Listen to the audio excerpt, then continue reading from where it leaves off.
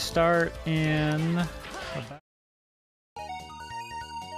Hey folks, welcome back again, Mega fans. We are back with Mega Man Battle Network Legend of Network, and this is going to be a showcase by snoruntpyro.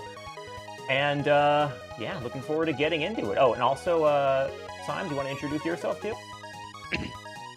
Yes, hello, I'm Symes. I'm a huge Battle Network fan, including both of these phone games, so very excited to be here for commentary of this Legend of Network run.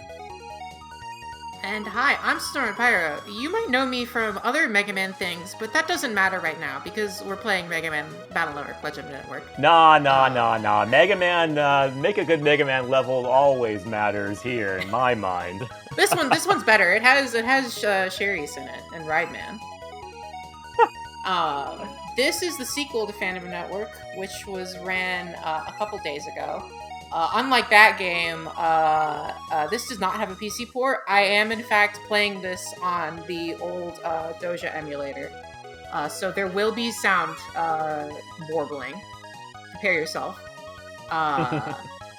But I really, really like this game. I think right before Pond, someone else in call said that this was their third favorite Battle Network game. I also have this as my third favorite Battle Network game.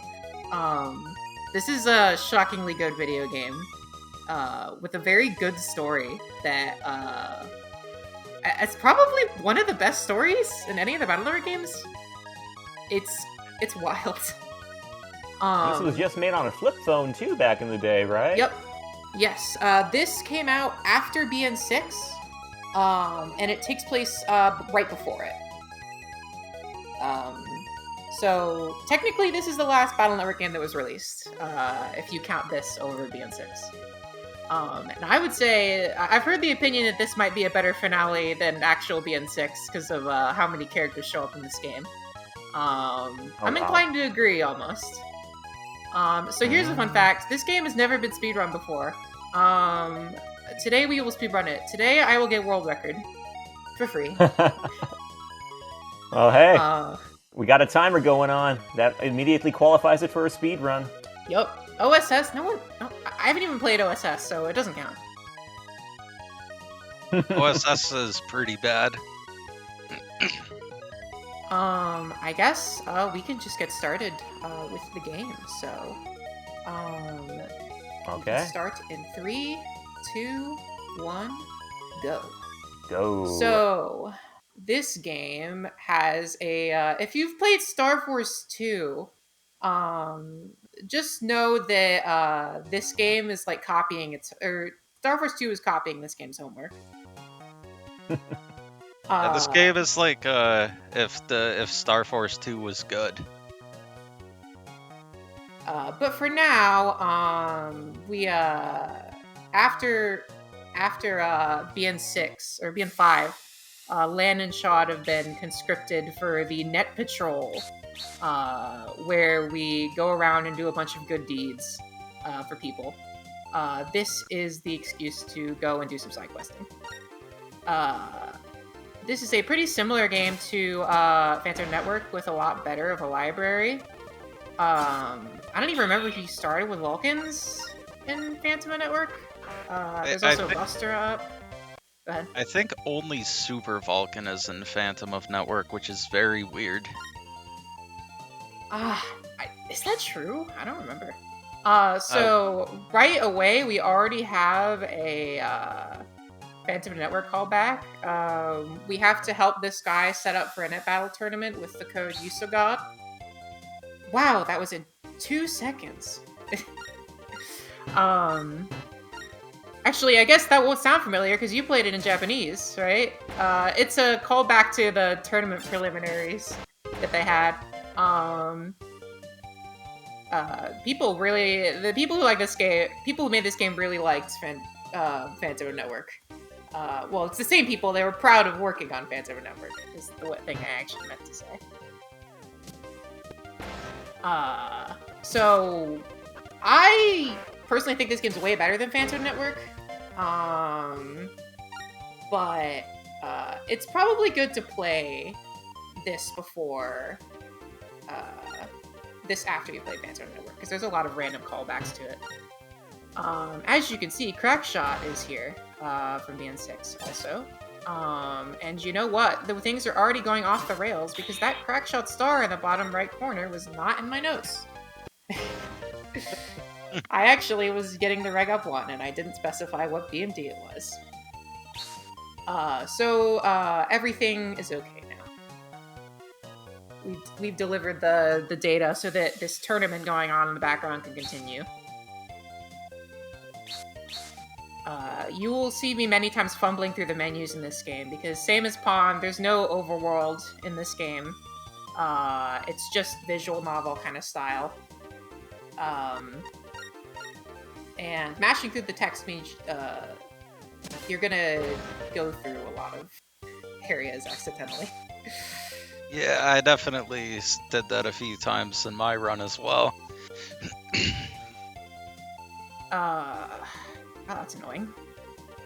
One unfortunate thing is that we have lost the add button, because this is after, well, Phantom Network was after Battle Network 4, but it was more in the style of the first two games. This is more in the style of Battle Network 5. Perhaps you can tell because we have the hand guards from BN5 instead of, the Can of Dumbs. Mega Man's battle sprite is that from Battle Network 6, though, isn't it? Indeed it is. There's an invisible path here. So there is one unfortunate thing about this game when it comes to a speedrun. Same as in Phantom Network, the run rates are quite weird. And through my playing, I have determined it's usually not worth it to run from a fight. So you will get to see most of the phone game combat in this run, thanks to the fact that I'm not going to try and run from any fights. Right. So now we have to go... animations, indeed. No, I was just saying, commenting someone in chat saying background animations, Pog. Yep. Yeah, that's one thing. That's actually added to this port by the T-Res translation patch. Wow, this sucks. Oh yeah, that's a cursed draw.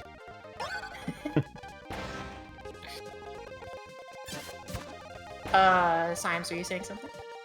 No, I was just saying, yeah, that is one thing. I think actually one of the phone releases had the moving backgrounds too. But yeah, that was not in Phantom of Network at all, so that is one, like, already clear improvement this game has. Indeed. It was in, like, the 2004 port and then removed in the port that got preserved, which is kind of funny. But now it's back. You'd think that would be something that Capcom would have added to the 2009 release, not removed. That is kind of strange. There are also a couple other reasons to take encounters in this game.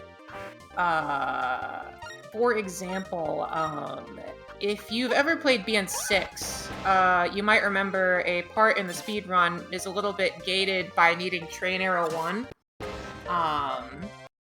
in Seaside area. There's a similar thing in this game, where you will need a couple chips to get past some barriers in the first dungeon, so I am hoping that I can get those. I need Mark Cannon 1 M, I think, and I need Shockwave J, which I've been mashing through the menus, so I'm not sure if I even have it yet. It's not a big deal. Here's Mark Cannon 1M. And like Phantom Network, you also get Zenny and Bug Frags from every battle. And ideally, I would like to buy something with Bug Frags later in the run. Anyways, we have just... Oh, no, first encounter. Currently, we retrieved some lost data for a museum exhibit about an ancient civilization for this Navi. About the Lawnstone. This game loves putting its title in... oh, there's Shockwave J. Okay, we're good. Alright, she's giving us a ticket for that. Oh yeah, one other difference between this game and Pawn is this game's like all the GBA games. There's no viruses cannot get iframes or be Oh, yeah. flinched. Thank goodness. I always forget that it's like that in Pawn because it's so disgusting. Yeah, it's pretty scuffed. Now we need to get some recipe data for roll. And you know what that means? We gotta talk to Mom.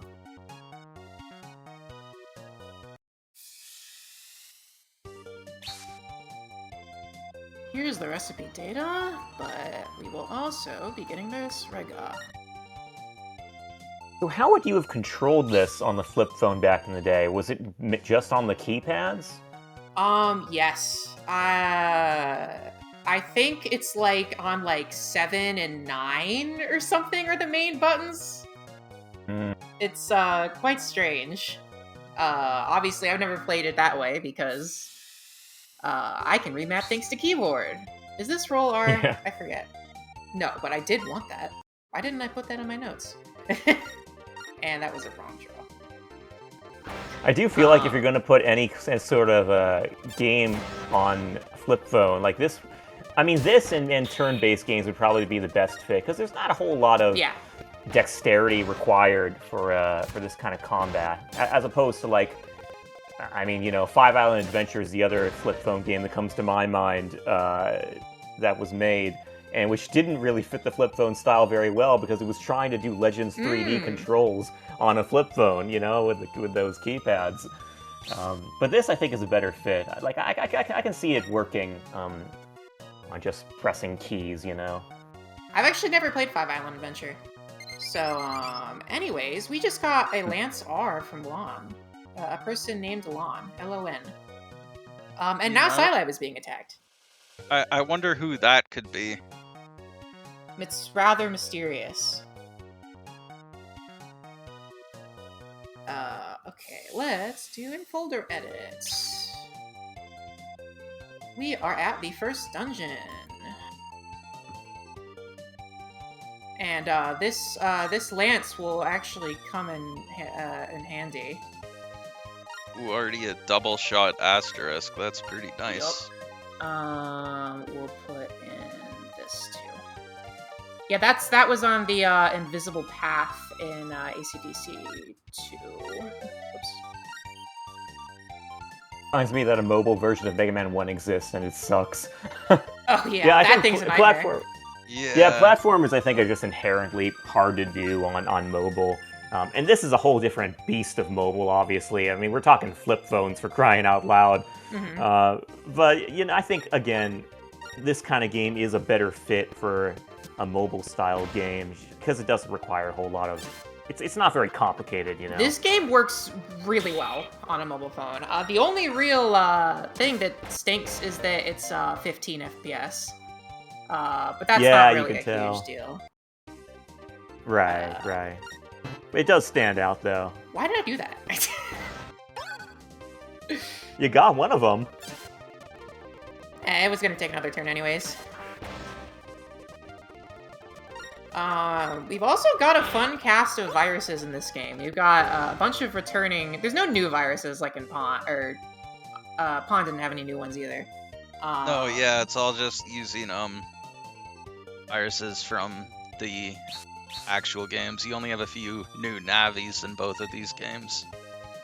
But I do like the selection of viruses in this game. You'll see some viruses that didn't really get a chance to do anything. Like, for example, Elahorn, who only had BN5. Yeah, it is pretty cool that there's viruses from both 5 and 6 in this game. There is corn in this game. Yes. And we will probably need his help. That's saying, I think it's awesome.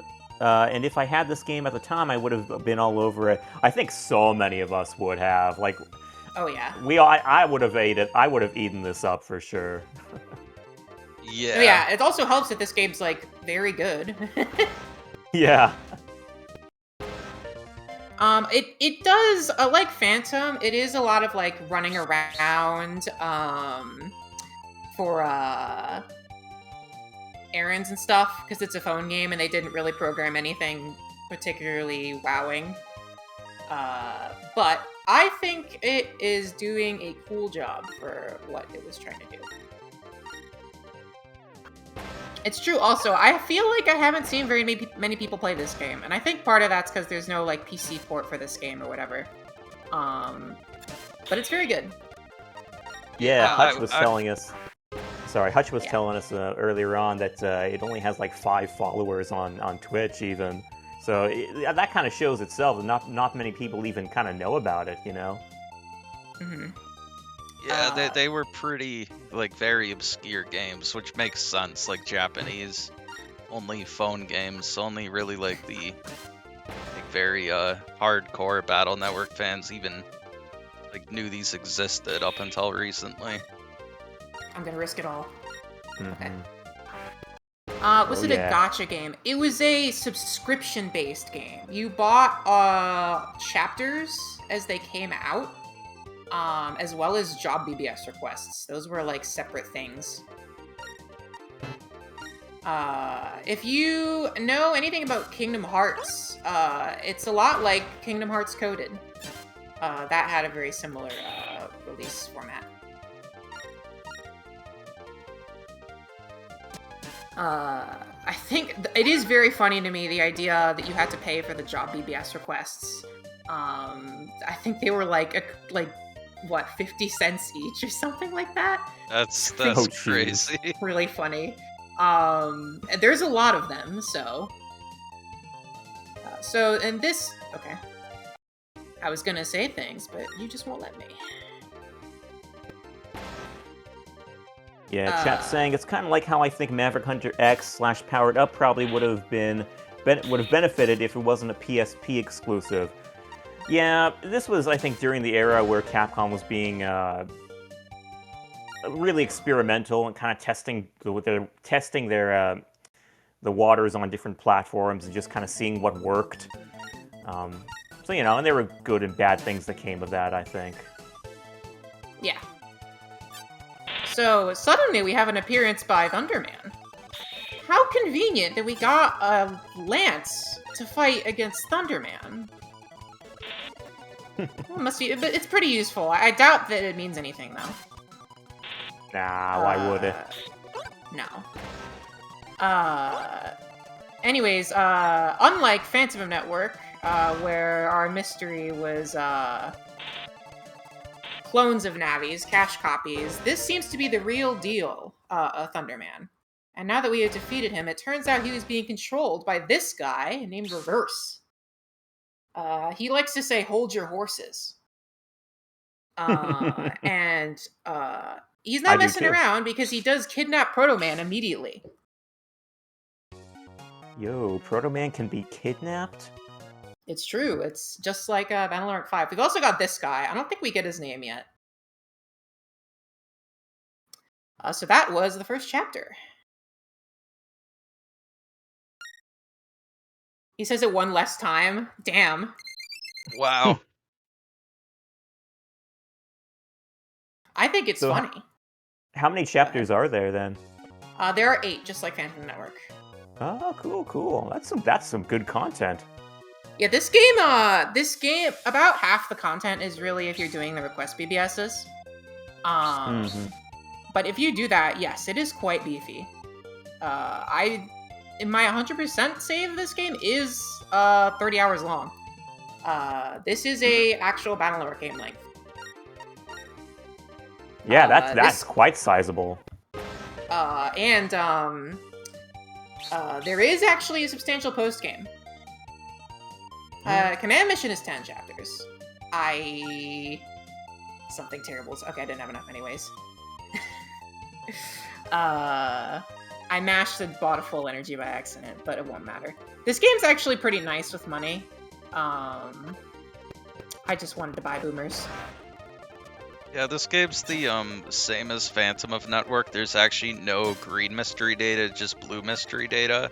So instead of that, you get multiple rewards from each battle. You'll always get Zenny, and then usually a chip as well, and sometimes bug frags, as we just saw. Yep. And the library in this game is also based on Battle Network 6's. There's Battle Network 5 chips and stuff here, but you'll see a lot of the same, like... I was hoping that meant we moved down. You'll see a lot of the same chips and power values. And if you remember, Boomer was mega buffed in Battle Network 6. So Boomer is randomly, once again, one of the best chips in this game. Yeah, I think the only difference is, unlike BN6, it doesn't make grass panels on the enemy panels in this game. It does not. But I'm Only- not sure if only that would core even shot. be useful in this game anyways. As if Boomer needed to be better in this game.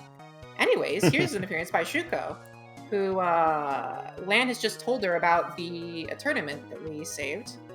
And I keep going the wrong way. And she's going to try and enter to win an overseas trip. I hope she wins. Now, for some reason, Scilab is the only one that doesn't put the metro line station on the top. And that messes with me every time. Yeah, it's Anyways. kind of inconsistent like that in Phantom of Network as well. As you can see, I just went all the way back. Because I was trying to get back to Scilab. I think These menus. Yeah. Since Proto-Man has been kidnapped, Chad has been compromised. We are going to need a new partner to tackle the threat of reverse. But who shall this mysterious partner be? We have yet to know. We have some more errand running. This is government area, returning from Phantom Network. Yeah, it looks a lot different though.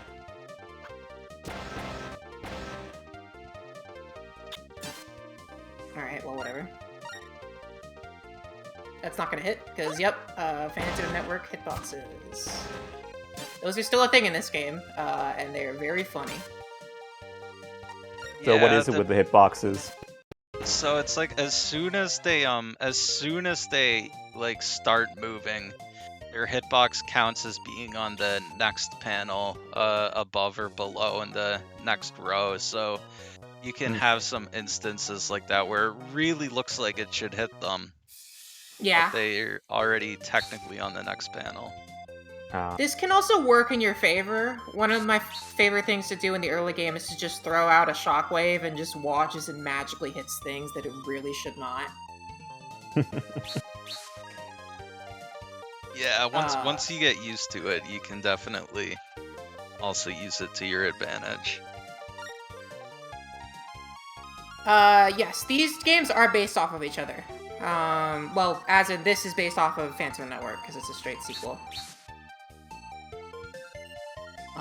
And there is a riot in government area that we need to quell.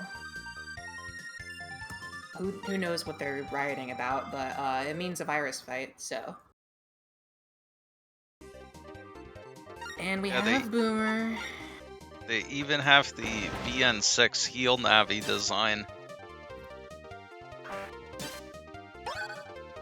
Remind me how much longer after Battle Network 6 this came out? I think it was the year after.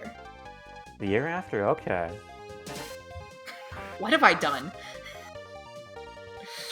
I was really hoping Push for yourself Lance. in the corner. Well, it's fine. There's a lot of forced virus fights in this game, too, which means you'll get lots of money and bug frags.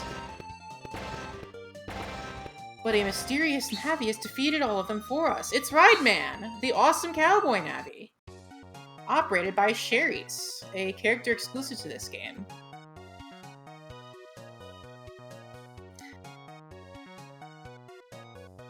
And Sherry's already immediately recognizes us for defeating the World 3 and Nebula. And Cash, because it's still canon.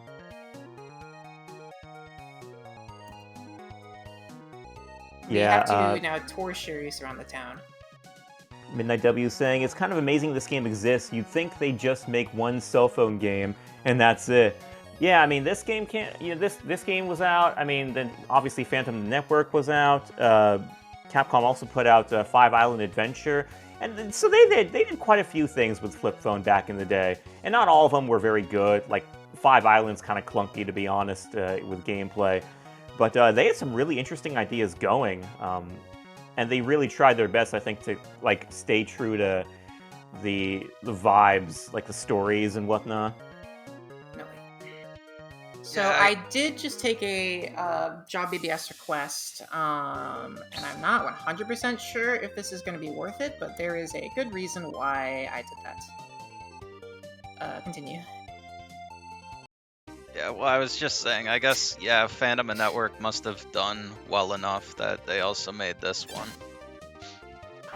These games are also pretty simple. I can't imagine that they were too expensive to make. No, probably not. You can see right there was an example of why I decided that running from virus fights is not worth it.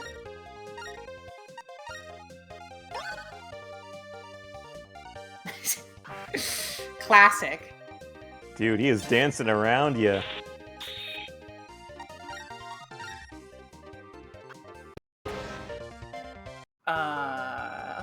I am quite fond of Rockman. His design is awesome, and we will get to see a lot of him in this game. He's not like Jamming Man, where he just kind of shows up to be a random boss. Rockman is, in fact, a major character.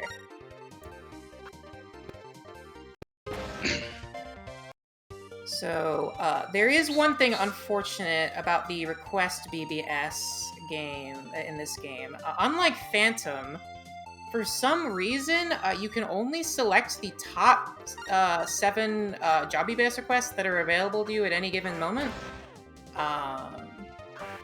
Which means if you wanted to do a job BBS request that was later in the game, you would have to do like almost every single other job BBS beforehand. Which means that you can't really make use of the job BBS in this run. But I am going to do this because it has a reward of a Reg Up 1. And this game has a sorely absent friend. A friend that was missing from Phantom Network that will return shortly. Yes, I wish I had that friend in Pawn. It would help a lot. It's kind of why I think this game is a lot better than Pawn, because the library is a lot more modern. Yeah, the one really strong thing we have access to in Pawn is, of course, air hockey, but sadly, like, Air Hockey 3 is not really accessible until way too late in the game. So we just got copy damage. So how is Pawn? Is it is that a good game? I do like it. Go ahead. Yeah, like Pawn is also good, and I would still recommend like any like serious Battle Network fans to definitely give it a try, especially since we do have the EC port for it now. But this one's definitely improves on it in most ways. Yeah, the way these games were preserved, I hear, is actually extremely fascinating, and Rockman Cosmo is the main mastermind that comes to my mind as the guy kind of behind the preservation efforts. But yeah, it's like he has been doing some extremely incredible stuff with phone games in general, in like phone game preservation. And he helped preserve this game and Phantom Network, also Five Island Adventure, like I mentioned earlier. So huge shout-outs to him. He's just been doing so much for this stuff, and all of these games have a story, a fascinating story as to how they were preserved. So I highly encourage you guys to look into that. I can't narrate the half of it, but it's great stuff when you look into it. So we just got Trans Arm, which is sort of like Diet Double Soul. You will not be seeing it for a little bit, because the first one we got is Thunder Soul, Thunder Arm rather, which it's good, but there aren't very many elect chips that I want to add at this point in the game. But Transarm will be our savior later in the run. So this is Shrine Comp. I'm quite fond of this comp. It's like, oops, misclick. That was actually completely on purpose. It is a speed run after all. Yep. Yeah, it was just the RNG map. Mm-hmm. It was actually so I could show off copy damage, which will stay rigged. So there actually aren't any, there actually aren't any reg ups in the next chapter. The next one is in chapter 4.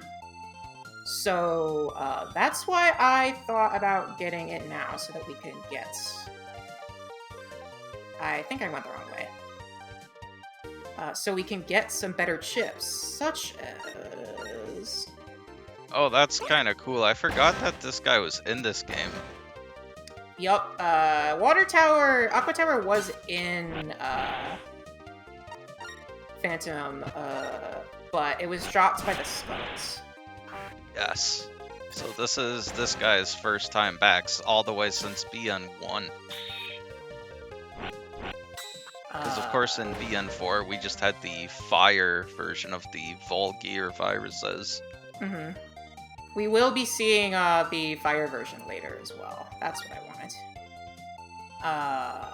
We also got Champies, which is fun. So now we can finally start doing some virus busting with copy damage in tow. I am also going to go up here and get the attack +1.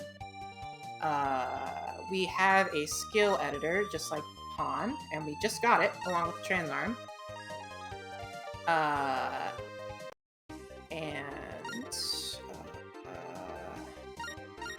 Yeah, it's a little bit different than Pawns because the skills don't have like the random elements tied to them anymore, since now you have the Transarm instead.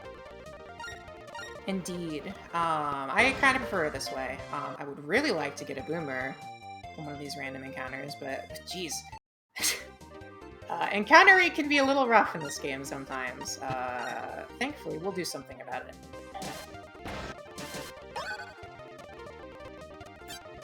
I'm assuming it's the same thing I do about it in Pawn. Sneak Run will be joining the adventure later. I haven't even explained this comp yet. It's like one of those logic puzzles where you have to go talk to some Mr. Progs and like find the ritual from which ones logic out. Like one of them tells you I remember this thing, and the other tells you I remember this thing, stuff like that. I actually really like this dungeon because it does feel like something that they would make in a Battle Network game with those kinds of logic puzzles. Yeah, it's a little bit similar to the IPC dungeon in Pawn from the 5th chapter. True, it has been a while since I played Pawn. Thankfully, I wrote the rituals down, so I don't have to care about that. Unfortunately, it seems as if Aquaman has gone berserk, and let's kill him.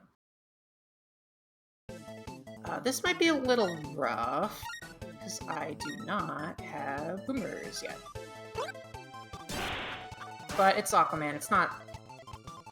Aquaman is about as scuffed as Iceman was in Pawn, where he will just kind of throw stuff.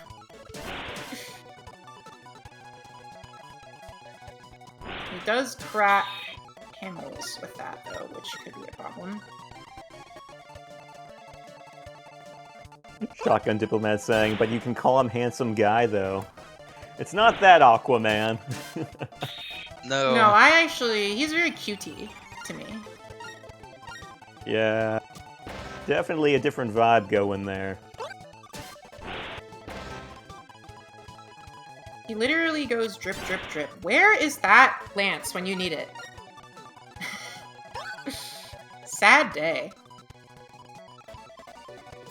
Luckily, I should have enough to buy at least 2 boomers. I'm probably not hitting this. From the upcoming next trip to ACDC. And then we can start cooking. This will just be a very, very slow fight. Stop doing that.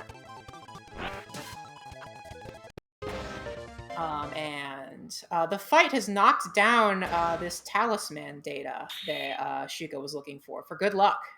But I don't know, that's Shuko. She'll probably have something horrible happen to her. As is Sherry's usually is the being a bit case. mysterious. And just as it seems that Lan is rid of her, it turns out that Sherry's is from Notopia. She's a member of an organization called the Net Sheriffs. And it turns out because she's here, she has to stay at Lan's house when she's staying abroad. So now they're roommates. You'd think they could, like, book her a hotel room or something, but I guess they just have that tight of a budget. I mean, I appreciate it because it gets to mean that they're wacky. They get to be wacky roommates for the whole game. And Sherry's has a lot of cute interactions with characters in this game, like with Lan's mom. If there's any Haruka fans, you should definitely play this game. So we have a free day now. And Lan has decided to go check out Higsby's. But I am going to run into comps and grab some money first. And we have Dingo is also in this game, doing some part-time delivery work for Higsby so that he can enter an art contest.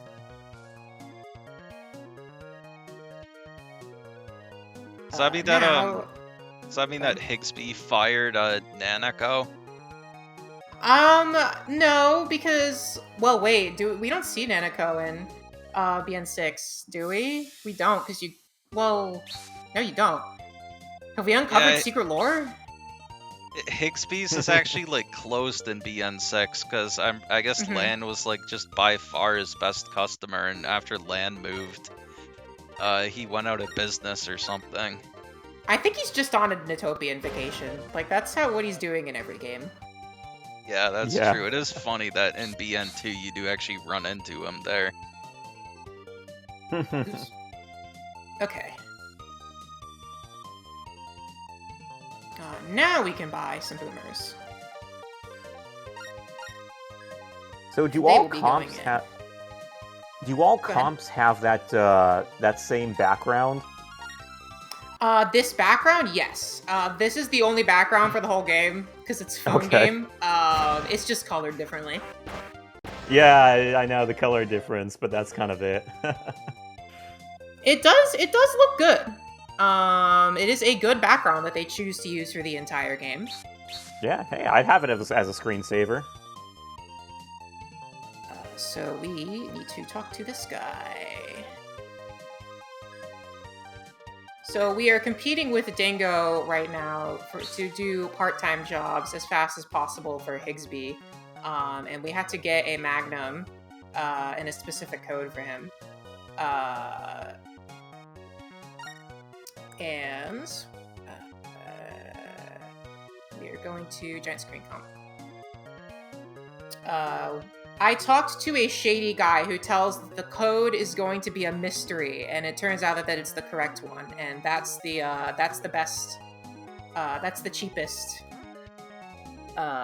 way to get that chip in that part of the game.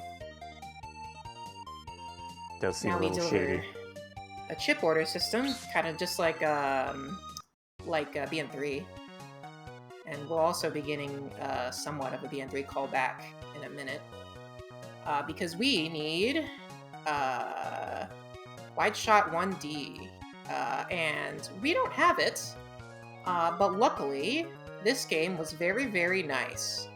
And instead of making us grind for it, There is a random NPC in Shrine Comp 3 that after you beat these viruses to them, it'll just give the wide shot to you.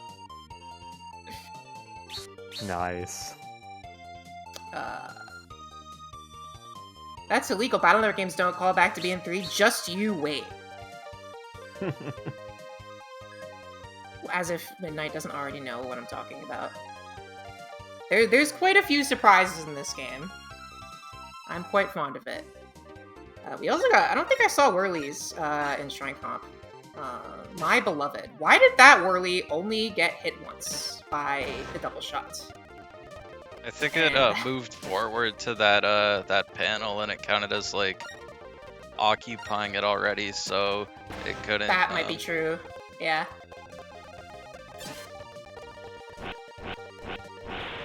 It is cool seeing Whirlies in another game other than BN5 though.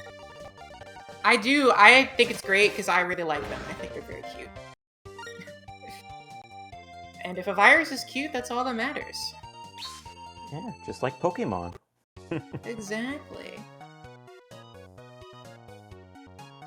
By the way, is Snorunt actually your favorite Pokemon? So, I like telling the story. It used to be, when I was a kid, but then they made more Pokemon. So the Pokemon Charjabug has usurped it. As well as Okay. Phalanx. My favorite Pokemon is Charjabug, despite having the Pokemon username. What are we doing now? Yes. Now we are getting called for our net patrol duties. One of the most awesome details of this game is the fact that Cherries loves historical dramas and specifically has Rideman and designed Rideman after a cowboy because she really liked period dramas about cowboys. Nice. She's so awesome. I kind of wish we could see more of her artwork, to be honest. Yeah, we don't get a proper sprite for her. She has like official art. That's not the right one.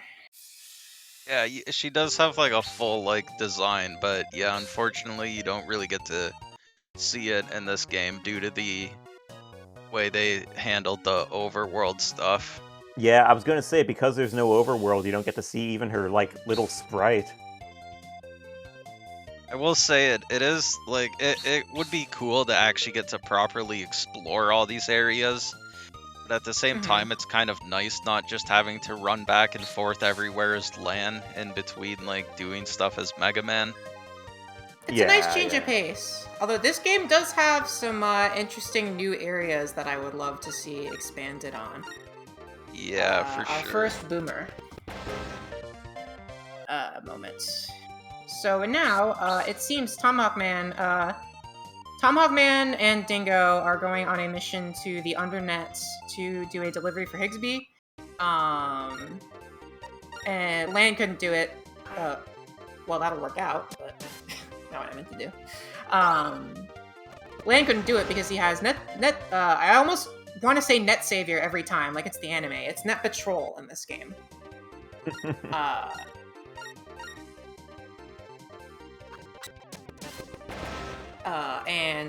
But Tomahawk Man has been cornered by a bunch of viruses, and we gotta break into the Undernet to save him.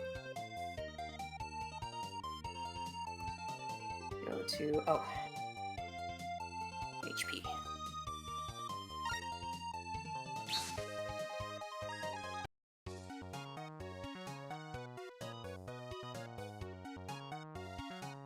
Thankfully, if you're an ACDC, you can just mash to go to Lan's homepage.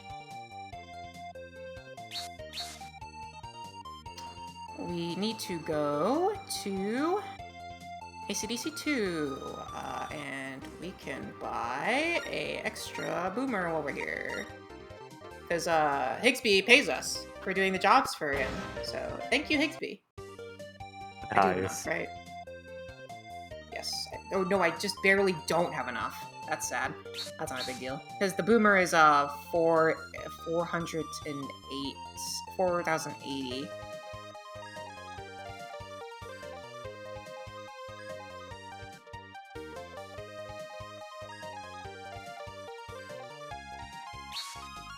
So now we need to go to Den Shrine. This game has a lot of running around. I think Pawn also is like this. Yeah, it is. There is a lot of back and forth.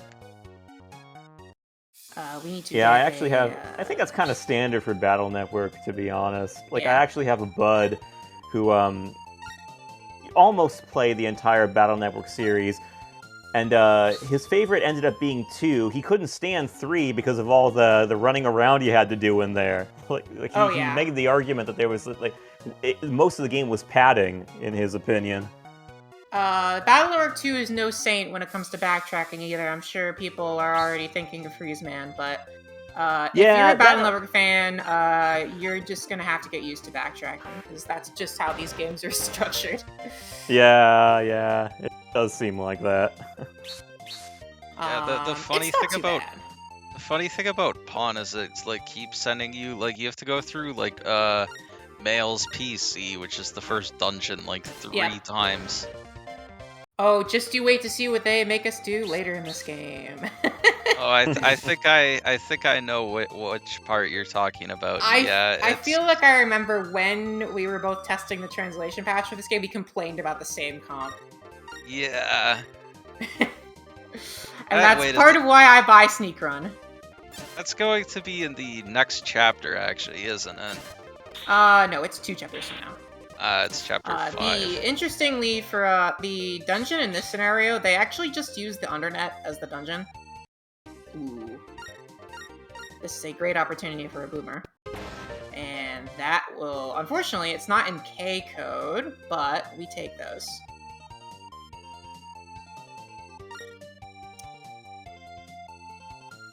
Any boomer is a friend of mine. Boomerang. Not anything else. We definitely had to specify that.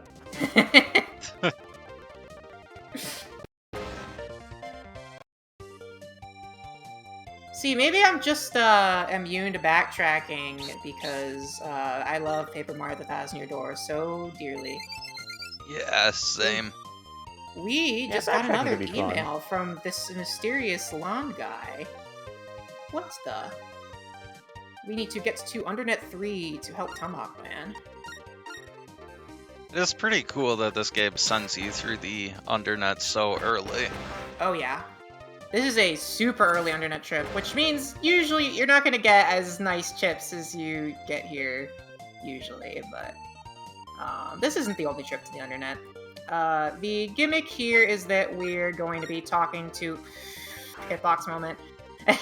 That's a demonstration of what we were talking about earlier. Yeah, those B tanks can be real annoying. I forgot the that hitboxes Walla are- was here. So the Indeed, hitboxes we- are one another thing, ramp. but what about the frame rate? Does the frame rate ever get to you? You get used to it eventually. The only real thing that stinks about it is it eating inputs sometimes, which is usually not a problem. It's mostly only an issue with Buster Combat, which unfortunately this is a speedrun, and I did not mean to do that. I talked to the wrong PMD. Thankfully, I just saved right then and there. Well, time to reload. Yep. Speedrunners got to do it too. I was looking too far ahead in the notes. The PMD I want is actually under 2, not under net 1. Those are the real skip strats, folks. Just skip your notes. Exactly. Yeah, that is actually another nice addition to this game over Pawn, though. And Pawn, the only sub-chip, is actually just a full energy. Yo, we got the Nerd Dad in the house. Hey, what's going on, everybody? Hello. Yo, Nerd feel Dad, like- you here to... I feel like I'm always hosting for Battle Network related stuff, man. I feel like somebody's plotting against me, but it is what it is. Uh-oh. Well, I hate to foist full Battle Network responsibility on you, but you're up for hosting now. It is. It's me. I'm here. But yeah. The only. How's the run going Welcome so to far? This one Legend of looks pretty Network. cool. Yeah, this one looks, It's going all right. I don't even have like a timer open for myself right now, so wherever we are is wherever we are. This is the It's sequel at, to what you ran the 46 other day, right, minutes. Science? Yeah. Pardon? This is the sequel to what you ran? Did you run? Yes. What was the other one called? I forgot what the subtitle for the other game the one the other day. Phantom Network. Phantom Network. That's what it was. Well, Nerd Dad, I'm going to leave this in your more than capable hands and go ahead and skedaddle. Well, much obliged. Thank you, Sky, for your hard work. I appreciate it. And yeah, let's get back to it. As always, the runners are doing most of the heavy lifting, but nice to join you all. Snowrunt, very honored to meet you. Love again, just love your game. You. So, okay, take care, y'all. See Good night. ya. Good night. All right. We have to defeat the troublesome trio bros. How are we gonna do that? What a fantastic name. This is some serious stuff. Probably with boomers, if I had to imagine. What? Why would you guess such a specific battle chip? No reason. Undernet early visit does mean we have to deal with poison panels, but it's not too bad. Okay, now we go straight to the right.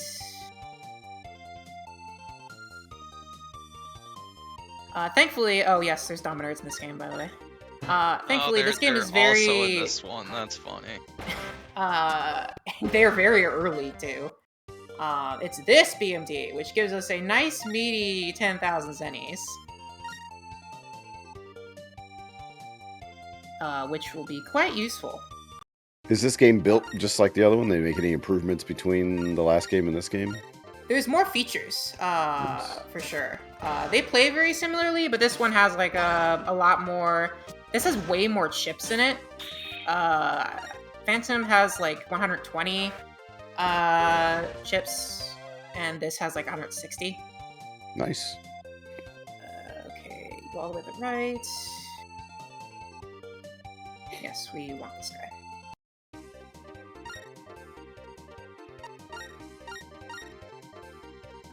Oh, should have done that in opposite order. Can we guard this cat tack? Nope. That's one downside of 15 FPS. Yeah, it definitely makes timing stuff like guard a little bit more annoying. Thankfully, as usual, you get roll for free, and actually roll is the only Navi chip you're going to see this run. Let me bait this Dominard. Nice. As you can see, Boomer solves everyone's problems.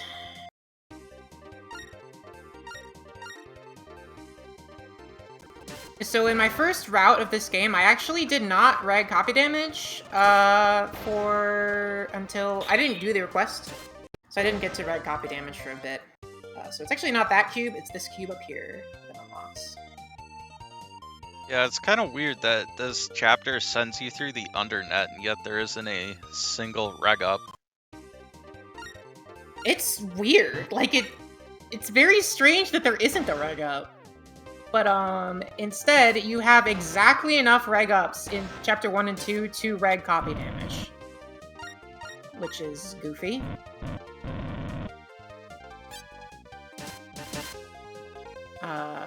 Punished for not drawing that third one. Actually, it was all RNG manip to get the double delete. Even though I'm not going to use either of those chips. Alright. I called this guy in my notes a boo-boo idiot at the dead end. Is that an official title, Boo Boo Idiot? No, I just called him that because I thought he deserved it. Looking at which viruses he has, yeah, he definitely deserves it, but thankfully you got that Boomer draw to deal with it. Yup. I hope you like Boomer, because it's gonna be a big chip for this whole run. Actually, Change the name to Mega Man Boomer Network. Am I right? Am I right? It's true. I'll see myself out. No, it's true. Yeah, as a BN6 speedrunner, I definitely like Boomer. Yeah, that game you get Lotto Trader. Boy, would I love if this game had a Lotto Trader, so we could do some goofy stuff. But we have to make do. That's also partially why I take encounters, because then we will have a nice repertoire of chips to carry us along a little bit. Not yet. We're still too early in the game to really get anything good. But starting in next chapter, there will be viruses that pretty commonly drop some nice chips. And there's our last boomer. That was totally on purpose. I'm about to do a backtrack that I promise you is worth it. That's exactly what I wanted to happen. We have to go... Oh, well actually, it's this... So that is a skill slot +3. We can now equip custom +1. We gotta talk to this guy, and because I stepped on that conveyor panel, I have to do so much backtracking. I'm here. The custom one is definitely worth it, because it just gives you way more consistency for drawing your boomers. And there's not a ton of other skill programs that are worth for a while. Consistency with boomers, I say, as I proceed to not draw them. Well, you talked I about meant it. to guard that. You gave yourself a marathon luck right away. And that's bad. Well, thankfully, this game has lots of full energies. We are coming up on the third boss. Ooh. That's going in. Oops. There is a goofy thing in this game. This game does not have Reflector in it, but Guard still has the damage values of Reflector. So Guard 3 is still 180, and quite worth it because it drops at very low ranks. Anyways, who could have guessed it? It seems Tomahawk Man's being controlled by Reverse. This is some messed up stuff. Alright, so Tomahawk Man's kind of hard. Nice. Ooh, nice double head. This is the last battle before we really get to mess around with Transarm. So this is a kind of slugfest. Tomahawk Man is also the only boss in the game that has super armor, which is very annoying. Although it does mean that you can multi-hit him with Boomer. Can we get 2? Nope, we'll get a 0 hit that time. You just got the second hit early last time, so That's now true. you're That was averaging out. that was an investment. That's what it was. Oh, it's kind of funny that he just has Wood Tower in this game. He doesn't have that in either 5 or 6. He also does a life sword instead of the actual tomahawk swing graphics, which is very funny.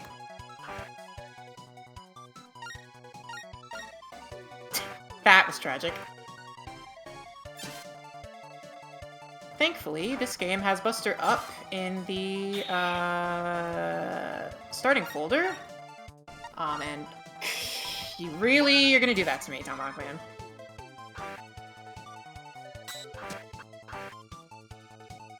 There we go. Alright. During that. Well, good. I died to Tomahawk Man in my practice run, so that's an improvement. Time save. There you go. The time save, I believe. So, it seems, because Tomahawk Man got infected, here's something very funny in this game. You know how Tomahawk Man's got status guard? That's now a plot point.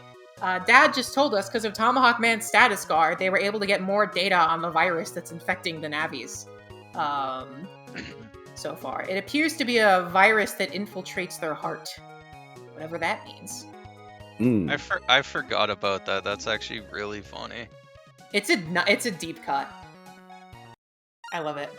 Anyways, from that chapter title, you can probably tell who's going to show up in this chapter. Buddy named From. Male has made curry. We will see him shortly. We have to go get Shuri's. So in the last chapter, they talked about a incoming visitor to Scilab that is going on coming in on an airplane. And that we're going to have to kind of bodyguard them around. And we will meet them shortly. We have to go to the airport.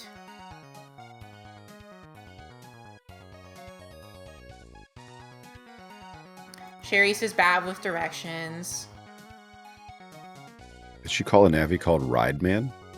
Yes, his Is name that is what I said? Ride Man. Nice. Does he turn into a car like a Transformer? He's a cowboy. Well, yeah. Even better. So there is a virus infiltration here. We gotta go deal with it. We also get Time Bomb, which is a chip that was not in Pod. We also have Corn. Huge news for Corn fans. I love corn. I would make the And joke luckily, we got Corn Shot 1K. And I think I want the Reg Up 3. That's down here. Is it? Or is it in the BMD? I do not remember. Uh-oh. So Time Bomb's great because viruses really cannot do much to it. So it's quite nice. No, it's totally in top left. There we go. Oh, that's a Reg Up 2, I see. Anyways, the Petrolovs have arrived here, accompanied by Rika. Or Laika, if you prefer. From Battle Network 4. And now we need to tour these guys around, because apparently these guys gave Scilab a bunch of money to make the Transarm system. Now we will tour them around. Nope, I'm getting a little too ahead of myself. Right, they make you... Reading too far ahead of my notes. No, instead, Dad left the data in his PC and we have to go get it. This riveting trip to Dad's PC. Boy. I went the wrong way. Don't go in the wrong folder. Good stuff. Here's also Lon's trick. You saw the BMD I picked up there. That is not double shot. That is double crack. The one that just deletes the panels. Yes, it's confusing. That is very weird that they have both of them in this game. It's kind of hilarious. It's like a trick. When I first played this game, I got that BMD and I was like, wow, another double shot star. And I put it in my folder and then I used it in battle and it didn't shoot the panels. And I was like, oh. It's like a mimic. It's like it's like those items in Pokemon Mystery Dungeon that are spelled wrong. Oh, I remember. Yeah, like instead of the reviver seed, it was like a revisor seed or something. And yeah, it doesn't do anything. It's there to fool you. It's classic. Anyways, this part of the game's awesome because it's when Rika says, I hate rich people. And you might be right for that one. Yeah, who knew Rika was so based? He's so chill in this game. We have to save this person's Navi because they went to somewhere they weren't supposed to be. Anyway, Swapopolis mention. Any Swapopolis fans in chat?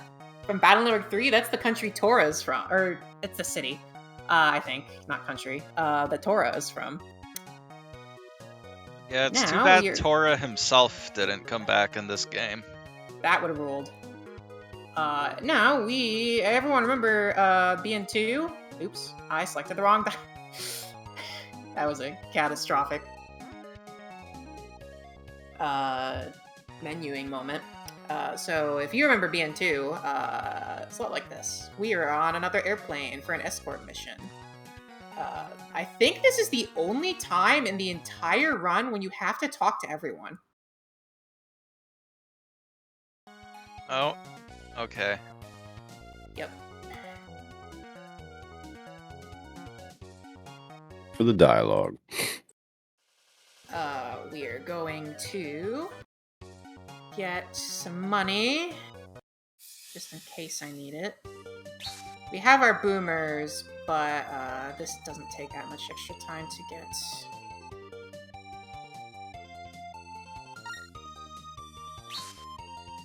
And now, just like in BN2, the freaking plane is crashing. We have both Rideman and Searchman on the case. This is one of the more obnoxious comps in this game, because...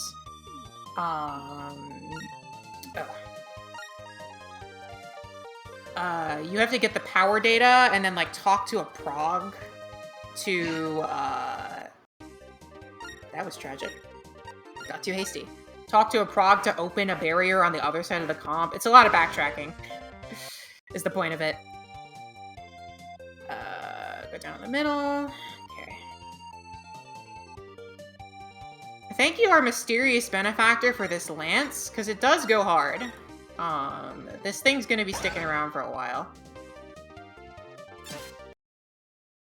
Yeah, it is pretty nice, especially with the copy damage, because you only really need one of the enemies to be in the back column. Yep. Oh. That's some money. I put the wrong amount of money that is in the notes. Also, we have an appearance from the heavy viruses from Battle Network 3. Oh, I completely forgot those dudes were in this game. Yeah, I love these guys, so it's kind of a treat that they're here. If only Shake was worth it for the speedrun. Yeah, I don't think you could glitch it to do 10,000 No. damage in this game. Unfortunately, there is no 10,000 damage glitch with Shake in this game, as far as we know. Maybe secretly there is. It And we could just be. don't The know way for it was sure. discovered in BN3 is still very funny to me. I don't think I know the story of the discovery. So it was actually because of Mars's like BBN3 balance patch, where he buffed Oh. Shake because normally it has like a huge amount of end lag, right? So you can't use any chips for like a long time. He Yeah. removed that so you could use like other chips right away before like it even landed. And that was how he realized that, yeah, you could overwrite like its attack value be stupidly so funny. high. Battle Network 3 has a lot of chips like that. Like Ice Wave also keeps you in place for 18,000 years. Yeah, it's an issue with a lot of chips in the first 3 games, so...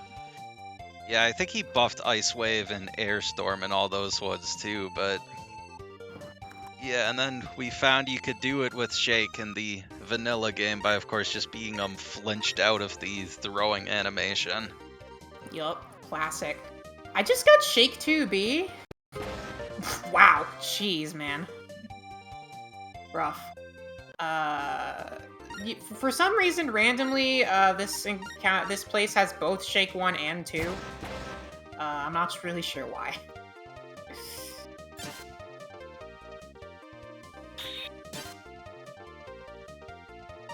Oh yeah, there is one other quirk of these due to being mobile games.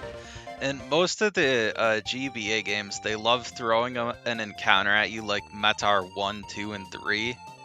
And they don't do that in any of these games, because due to the way they work, it doesn't handle like the palette swaps properly, so it would show them all as like with the exact same color sprite. I totally forgot about that. So we are going to fill our last skill slot with a charge +1, and that'll be set for a little. I think we need to go this way. We also have Shrubby, randomly. These guys do not drop Rolling Log, however. They drop Wood Tower, which is kind of funny.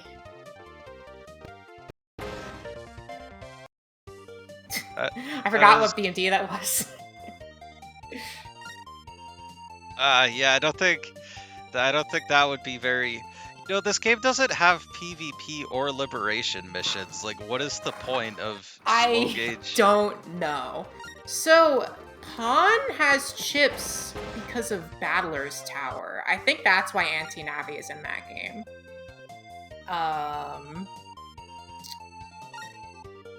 But this game does not have a equivalent, like, program like that, so no Anti-Navi. How sad. I guess probably they might have been planning to have something like that for this game and probably scrapped it. Because this was a very late release.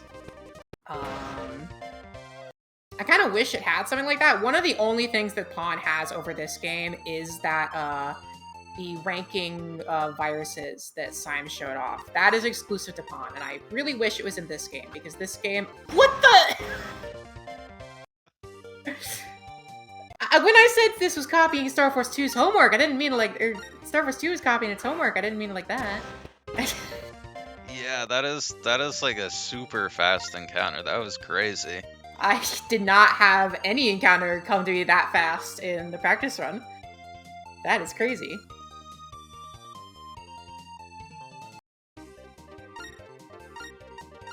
Yeah, that is one nice thing about Phantom of Network as well. You get sneak run a lot earlier, and that helps a lot. Yeah, sneak run will be next chapter, unfortunately. And indeed, we have to talk to that guy, then go all the way back. It is annoying.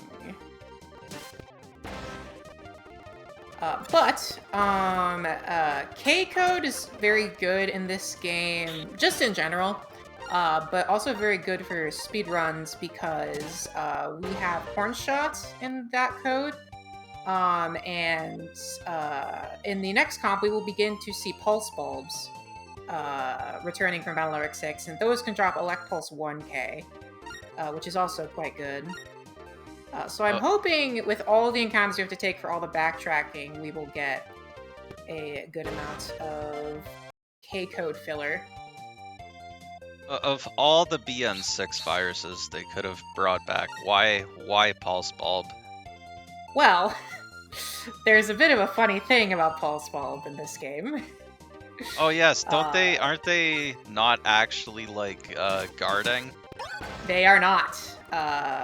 We'll probably see that soon, whenever they decide to show their ugly mugs. But indeed, in this game, they just don't have shields for some reason, so they're kind of extremely neutered. Oh, Shake 1 also comes in K? I forgot. Well, you know what? That's going in. I guess we are going to see Shake.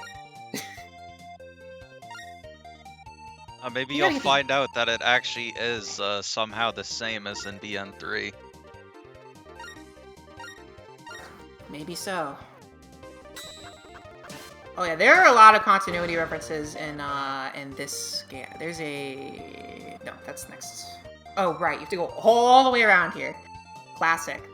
There are a lot of callbacks in this game, yeah. One of my favorite parts of this game is there's a lot of job BBS requests that are sequential with each other, and there's this one about this guy that you help get archival data from the cyberworld that you dig up. And every time that you do one of his missions, he'll like start rambling about cyberworld history, and all the cyberworld history is like callbacks to previous games. Like he talks about Alpha, he talks about dark chips, and he talks about like, oh, this is from when they were doing the liberation missions. It's really funny. They just say that a mysterious team liberated the net when Nebula took over, and Lan and Mega Man just comment on it and saying like, yeah, it was fun working with that team. They don't specify. Yeah, that's funny. Oh, there, speaking of Pulse Bulb. Yep. I didn't move back fast enough.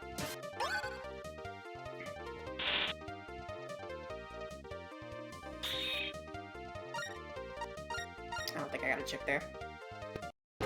So, we need to... Oh yeah, just Sunny and a bug frag.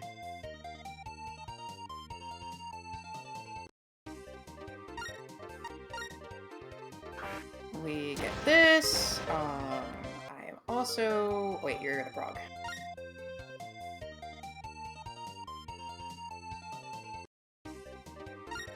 Oh, that didn't work how I expected it to work. Despite there being a hole in front of me, it still shot that panel all the way.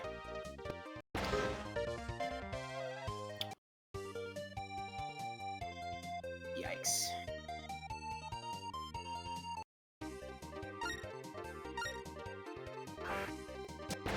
Right. That Vulcan 2B is probably not worth it, but I was like toying with the idea of doing Infinite Vulcan 2, so we'll see if it's worth it. I don't have the components for it yet. Hey, Shrubby. Yep, thank you. That's pawn hitbox is working to your advantage. Unfortunately, we now jack out, and the plane almost stabilizes, except then it doesn't, and we have to go back into airplane comp. Because Searchman has gone out of control. So the backtrack heavy comp does in fact have 5 comps. Woohoo! This one isn't so bad. It's the next chapter that has a very annoying dungeon. Yeah.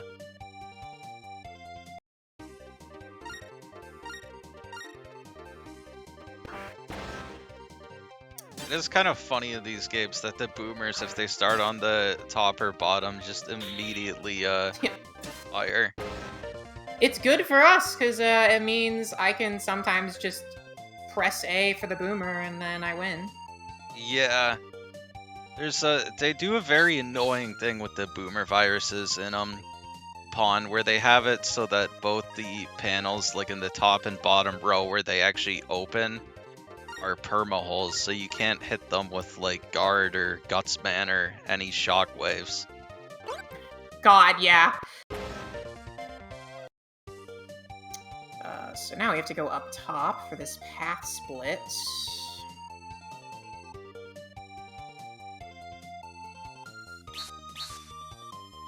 Oops.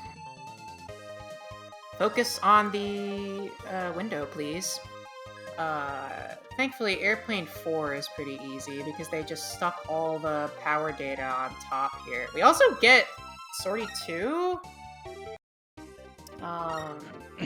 They dropped Longsword, though, which is unfortunate.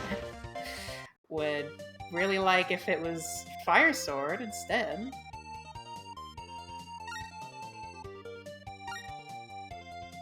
Man. That sucks. I was really hoping for a boomer. Okay, that works. And it was Fire Tower.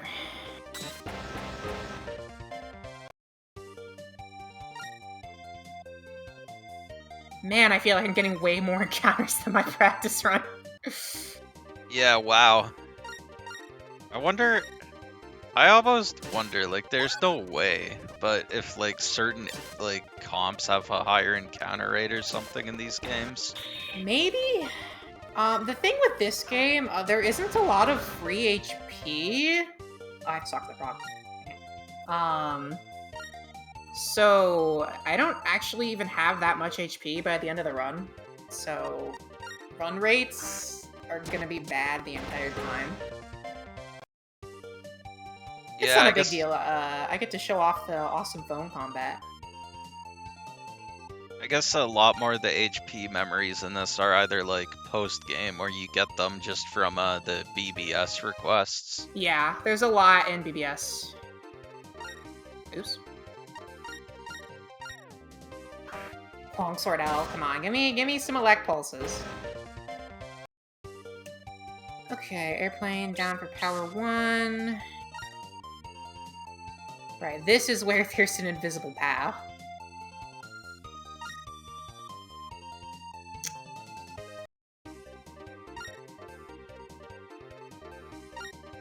Unlike Pawn, these can area grab you, so I sure hope they don't. Okay. They can in Pawn as well. Oh, really? Yeah. I thought they didn't for some reason. They do, usually after, like, at the end of the first turn. One very funny thing, in Pawn, the higher level Metars don't guard. In this game, they do. They did fix that. Oh, that's kind of weird that the Metars can do it, but not Pulse Bulb. Yeah, who knows? I think it's just probably a mistake. And now we go all the way to the right. I love that this game has time bomb, because again, what are these guys going to do to it?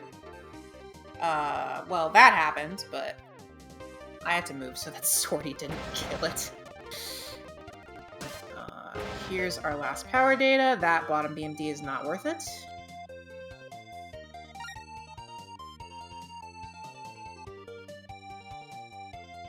Do this for the double delete. Like plus 1J. That's unfortunate. Oops. Oh, that's funny. Is Destroy Pulse in this game?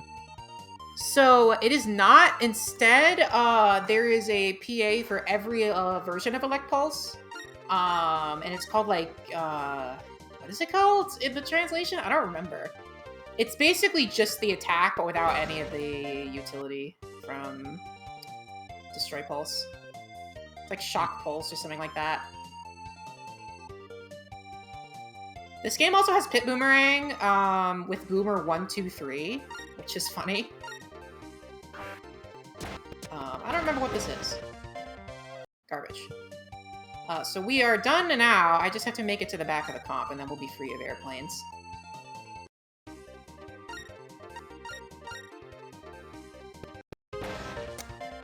Okay, so... Lance still putting in work. Yup. It's gonna stay for basically almost the entire game. So, this will be the time to shine of our first trans arm. But first, let me throw in our K-code filler. Where did that go? We need to get rid of these. I didn't put in Mark Cannon. Could have put that in a while ago. Oh yeah, I also forgot to add in Super Cannon, which is a really funny chip. We have extra boomer, replace that so it's on code. And yes, I will add Super Cannon because it's funny. So Dingo gave us this. It was the prize that Higgsy was going to give us, and he gives us it as thanks for helping him. So Searchman is being controlled by Reverse. This time we get to see the real deal. I will hold off on using Transarm for now. That's unfortunate. That was bad. Okay. So, we have been getting trans arms this whole time. We got Tomahawk Arm last chapter, and Tomahawk Arm functions pretty similarly to Tomahawk Cross. With the really strong, like, Life Sword charge shot that takes a while to charge up. And we don't have better trans arms yet, so let's hit Searchman in the face over and over with it. It is also going to be a Life Sword, just like the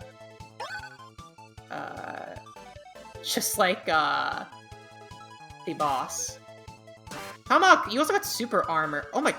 I have never seen Searchman use that attack in this game. What? Oh, wow. I didn't know he had that attack in this game.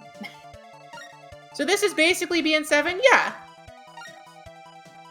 That will be... unfortunate. That's his satellite-y. That he uses as his liberation chip. I really didn't want you to do that. But you did it anyways. Oh, I'm dead! Oops. Uh-oh.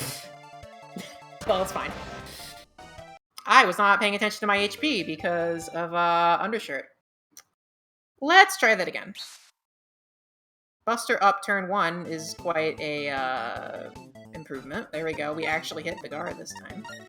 Yeah, the trans arms do scale with your Buster stats as well, right?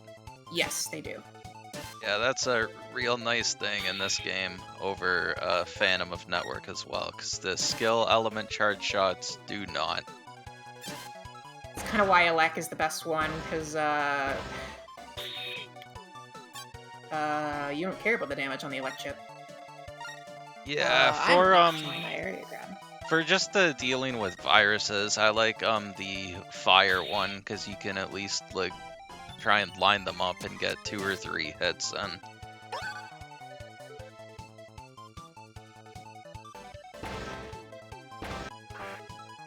So we walk God, into that swing animation is so scuffed. It's so nasty.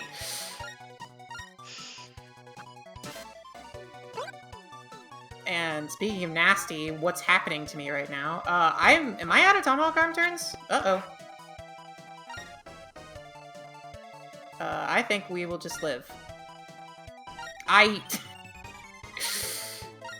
It's okay, I'm just throwing for content.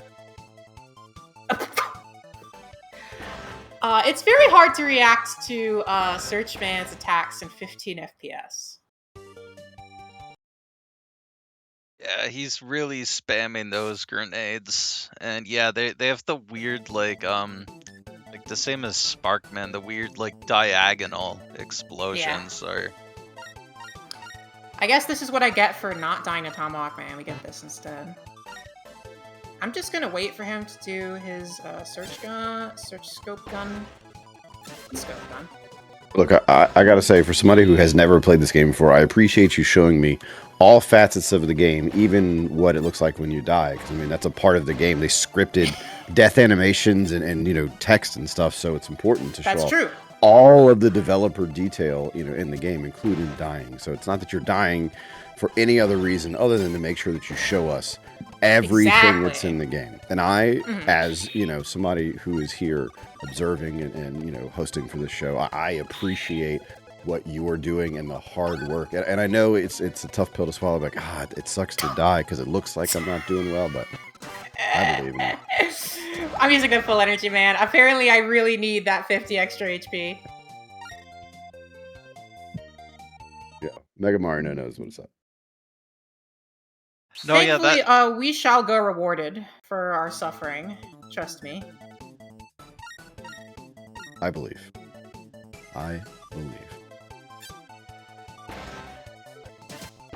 Where were you 10 years ago, Invis?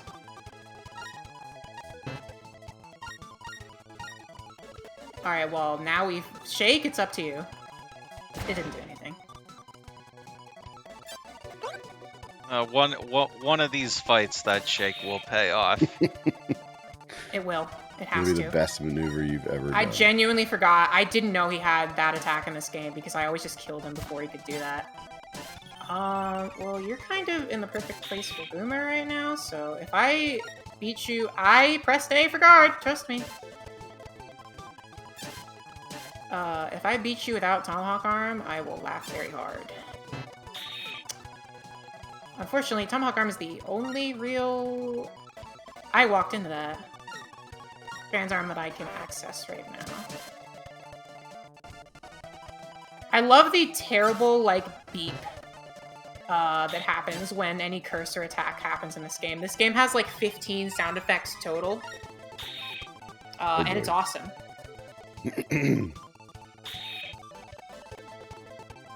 Awesome. Is that the right word? I have appreciation for it. There you go.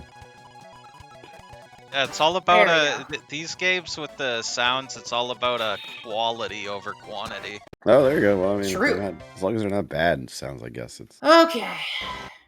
Right, now we're back on track. Lon has just told us what circuit to switch to make the plane not crash. Thank you, Lon. The person, not the video game. And we had made an emergency landing. Lower audio. Well, it's because these games were on phones with MIDI synthesizers.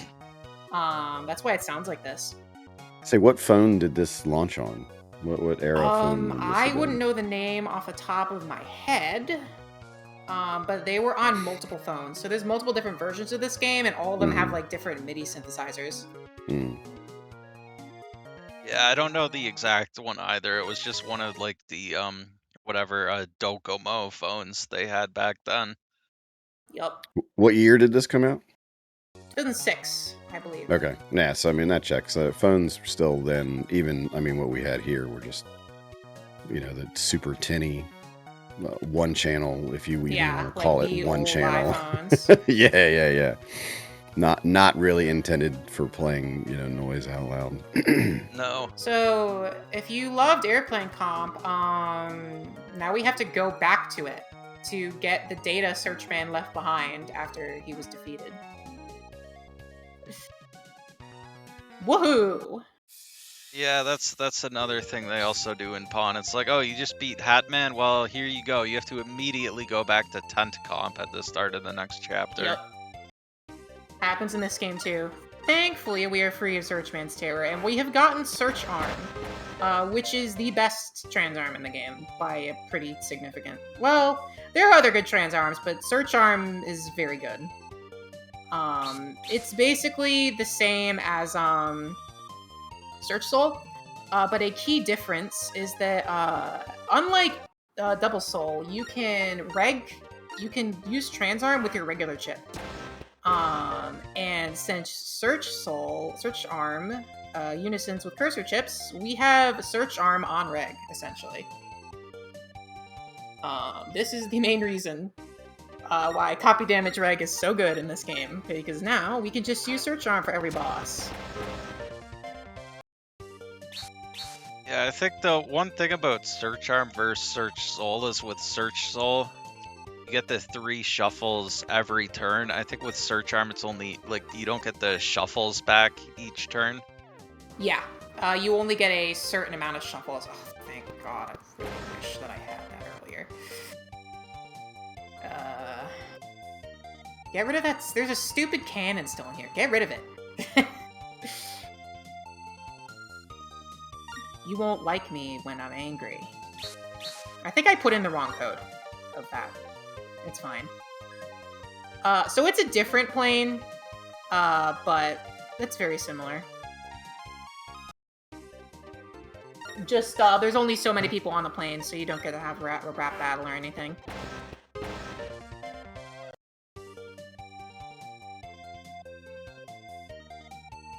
Yeah, the epic rap battle is definitely the best part of BN2. Chad is offloading the work onto us because he doesn't have Proto Man. If only we could do something about that.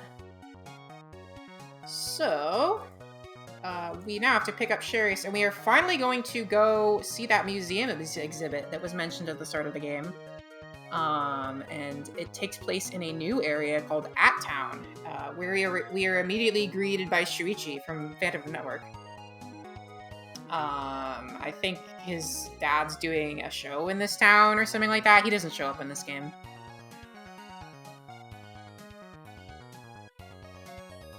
Just Shuichi, but you can fight Hatman as a friendly fight, and he is actually different compared to Phantom. Anyways, we have seen Dingo's totem pole. Sadly, the Hatman chips aren't quite as useful in this game as they were in Phantom of Network. Otherwise, I would get them, frankly. Pudding reference. Pudding mention.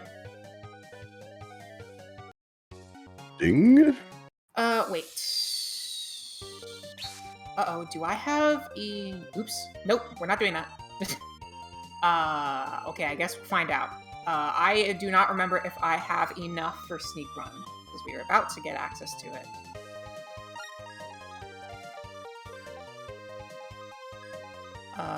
And there's an intruder in the museum comp. Who could have seen this coming?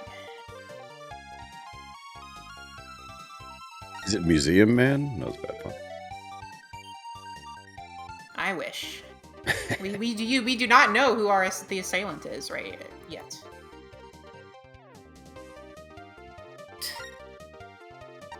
Sad day. Oh wow, what a... Those Billy viruses sure do love to be annoying. It's true. We also have the 10-chip trader up here. I don't think there's anything... Actually, I think it's a 5-chip trader. I didn't write notes for where to go in that area.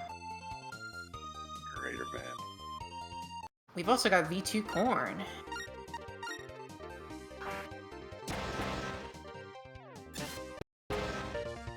here. Follow top. So the one nice thing about this game is that every they're 100% consistent. Yeah, that's the wrong code. With what areas have shops, it's always the second area. So at area 2 has a shopkeeper that should have sneak run, although I am not 100% sure if I have enough. I don't remember how much it costs, but I do want that reg up 3. And that was rough. I feel like I just got the exact same draw. With the Elect Pulse and the double shot.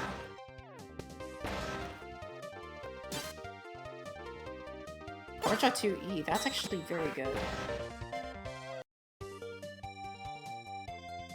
I do love how like okay, never mind. I ridiculous had plenty. The corn is. It's pretty great. Oh yeah, everyone loves bomb corn. So, thankfully, now we won't have to worry about encounters quite as much. Yeah, it's especially nice to get that with the next dungeon that's coming up. Yup. We will take a custom hit for a little bit, but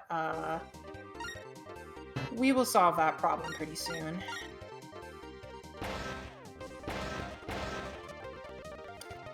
I don't actually know how sneak run works in this game. Like how it calculates. I feel like from testing, it is just that it gives you a chance to dodge an encounter. Which is not ideal because it still means you can get encounters right away, but it does add up. Going all the way to the left here, and then I believe there's a good BMT on the top. But we're gonna take another encounter for it. And that's why I should have put in Elect Pulse K, because then I would have been a much happier person with that draw.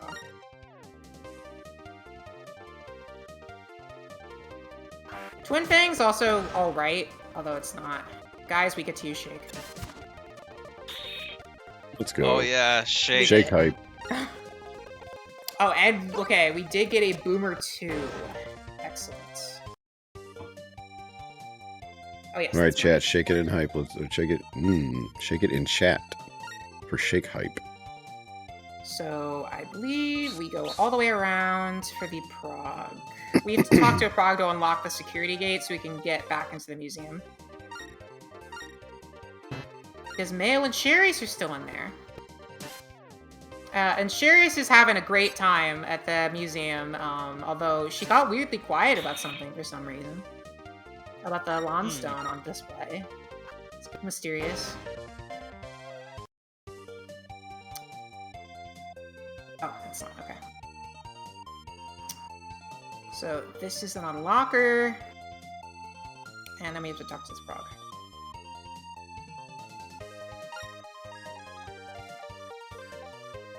We have tricked this Prague into thinking we're an official because Chad handed us his government license. I mean, aren't we basically an official by being on the Nut Patrol thing? I guess so. But apparently not at the same time. Anyways, there's another security device, and it turns out that Dingo snuck his totem pole into the museum and replaced one of the displays with it because he didn't win the contest. I'm sorry, Dingo. He should have won the contest, in my opinion. And I keep talking to people.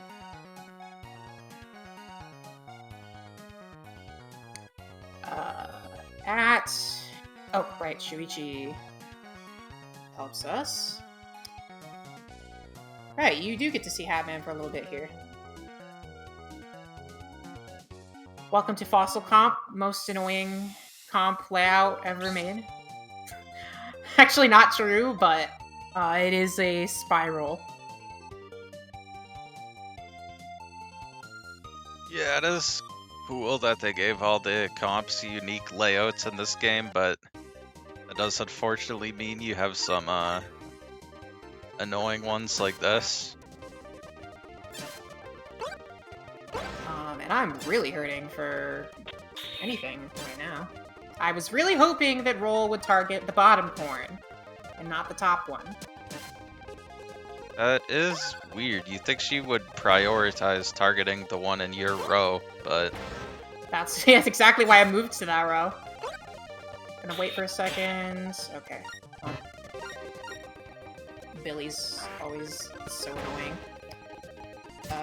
We need to go this path. Yes, it makes you pick a path.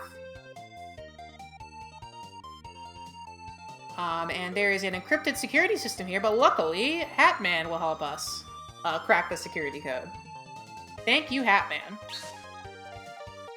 Making friends and playing a Phantom Network pays. Anyways, now we have our dungeon, and museum comp is no good. If you remember aquarium comp, it's like that, but without any of the cutscenes that make it funny. We have to grab statue data, and then lug it back to these cubes.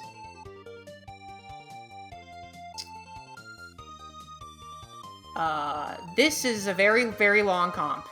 So this is why getting the sneak run is worth it. Because we will take marginally less encounters trying to get through here than we normally would. the cust gauge is the same as in the normal games. You have to press a button to open it. Yeah. Hello?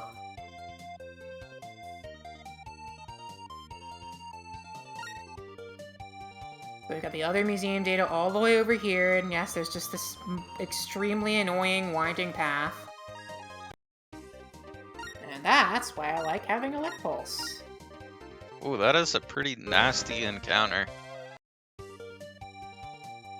That is true. 160 is a bit of a jump for... Well, it was 140, but I think that's the first V3 virus in the game. Even before Metar 3, which is kind of funny. I also get Whirly, too. Man, these encounters are... These draws are not helping me.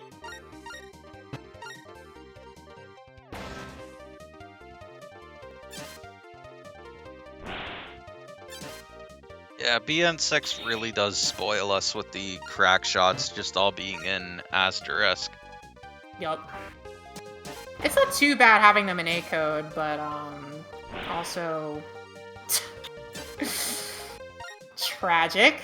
But I think they're the only A code things left in here right now. We are due for a folder edit, but I don't quite have enough chips yet to justify it.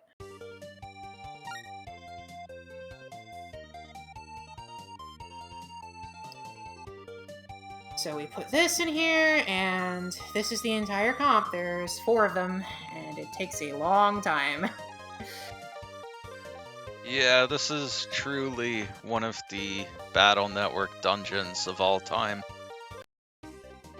There, I get something good. And that is excellent.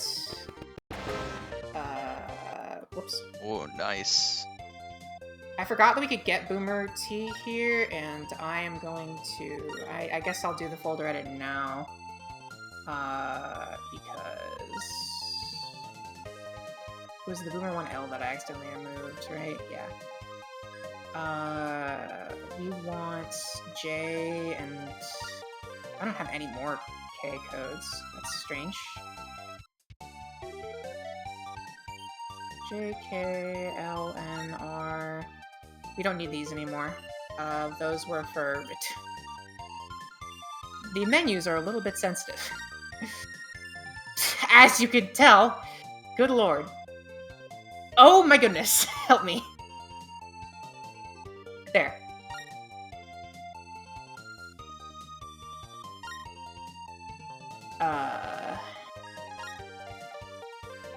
Tomahawk Arm, I'll probably use it if I need it, but from now on, you'll mostly be seeing Search Arm. Because it's quite a bit better. Straight up and down the middle. So we need to get... Wait. No, that's a dead end. I remember. I need to add better directions to my notes. That Lark trolled me hard. Oh, wow.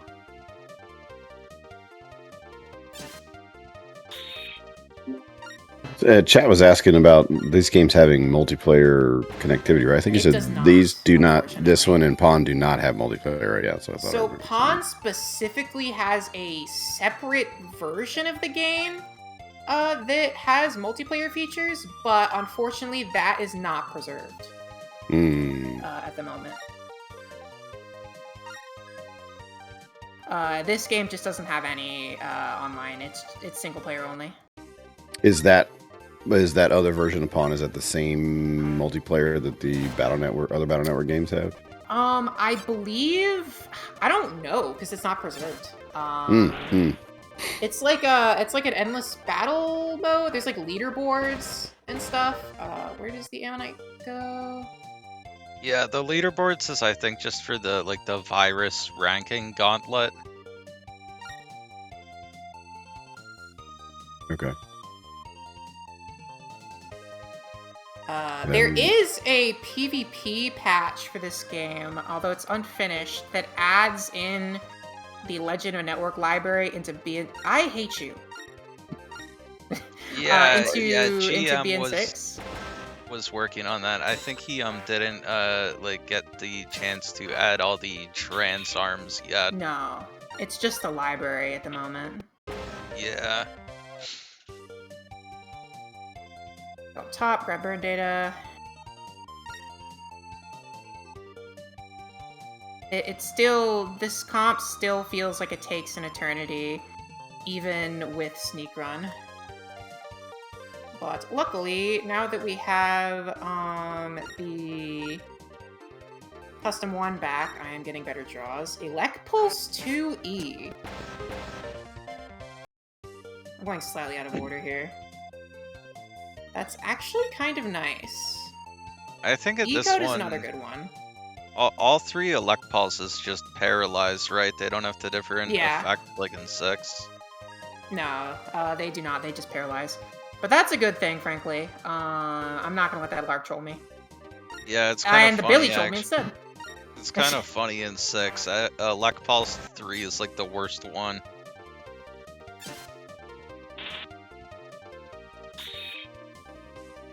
Rest in peace, the mechanic that they changed in the Legacy Collection. It's middle for Dinosaur. I think it's really funny that they went out of their way to remove that, quote, bug with Elect Pulse 2. Yeah, it completely nerfs it to the ground. I was trying to... So in this game, if you've played BN1, you might remember that you can sidestep the cannons. You can also do that in this game, but I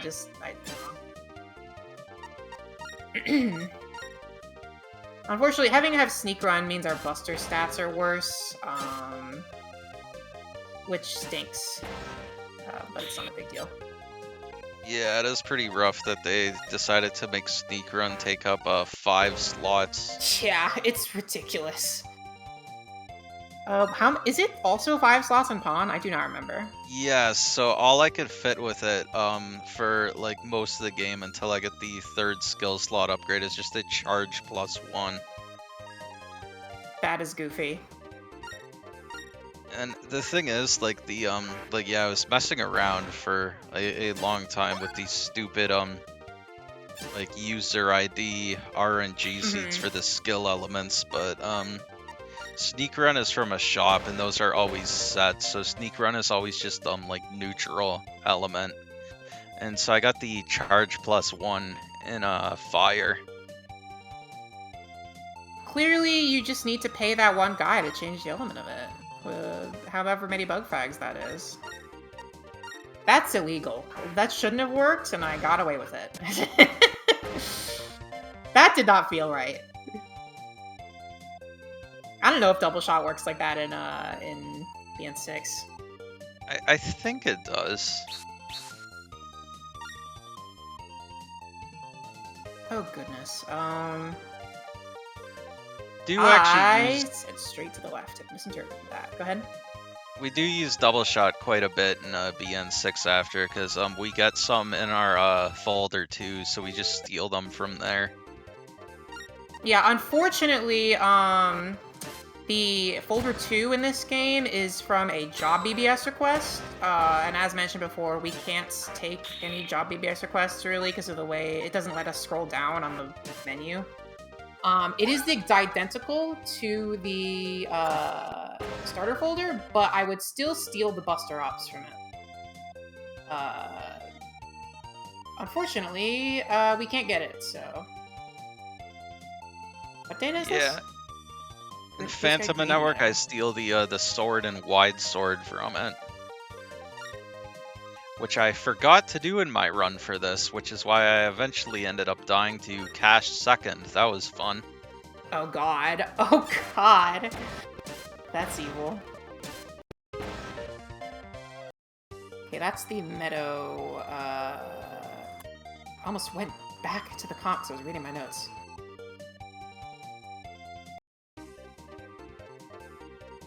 This is why I like Pulse is good, because it means that I can just kill those guys. Yeah, they definitely overcooked this particular dungeon. It's burnt. Yeah, it's charred to ash.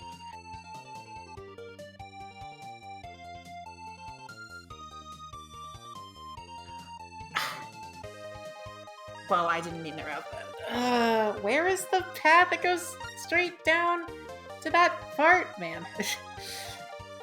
Blame me from earlier in the week for not writing down clear enough directions.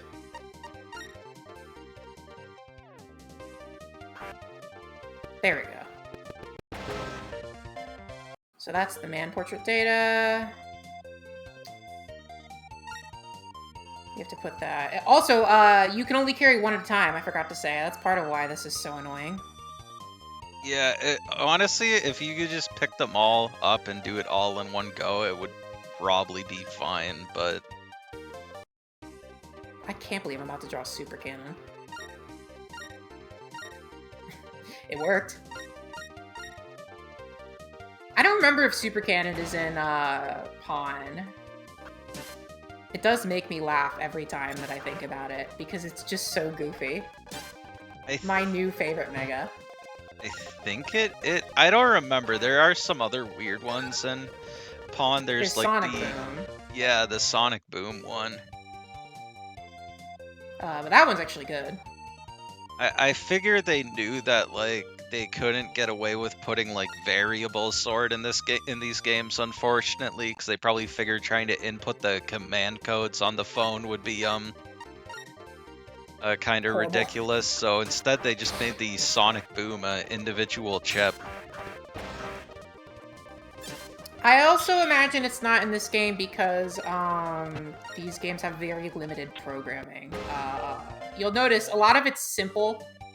These dungeons are like this because they don't really do any fancy gimmicks that they like in the GBA games. So a lot of chips are also a lot of more complicated chips are also not here. Yeah, or if they are, then they're like simplified somehow. Mm-hmm. My favorite quirk of this game's being on a phone is there are no trig functions. So everything that would move in a wave in any of the normal GBA games instead moves like up and down in a straightforward pattern. That was unfortunate. Straightforward pattern. It's most obvious with the Sparkies in Pawn, but you also are seeing Mark Cannon. I don't trust the time bomb to not get blown up by the Lark, so I'm just not gonna bother.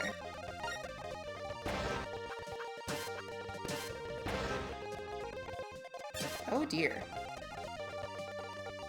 Corn, help me. This is why I have corn. This is the red gem. We're almost done here, thankfully. This one is not as long as the first one.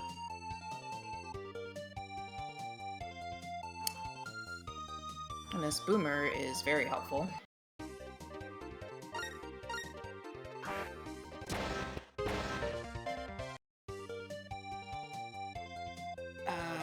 Up through middle and to the top left? But I just went there. That's probably supposed to say top right. Guys, I think I made a typo on my notes. I think I just deserve to be executed. Vote now on your phones. Do it now on your phone. There you go. Yeah, you should All right. set up a poll in the Twitch chat. Chat, 1 for yes, 2 for no. Vote now on your Docomo phones. Can you imagine if there was someone actually watching this on, like, one of these phones? I hope so. I would be honored. Yeah, that would be awesome. I don't know why I used copy damage there. Chat says no currently. They said no. Alright, I guess I live for now. Oh yeah, For now. that is way too harsh of a punishment. Send yourself to museum comp now. Reset the game back to the beginning. Alright, this All run's right. dead. Run's dead. Go ahead and start Yep. over. Reset. So, we will be using that, and...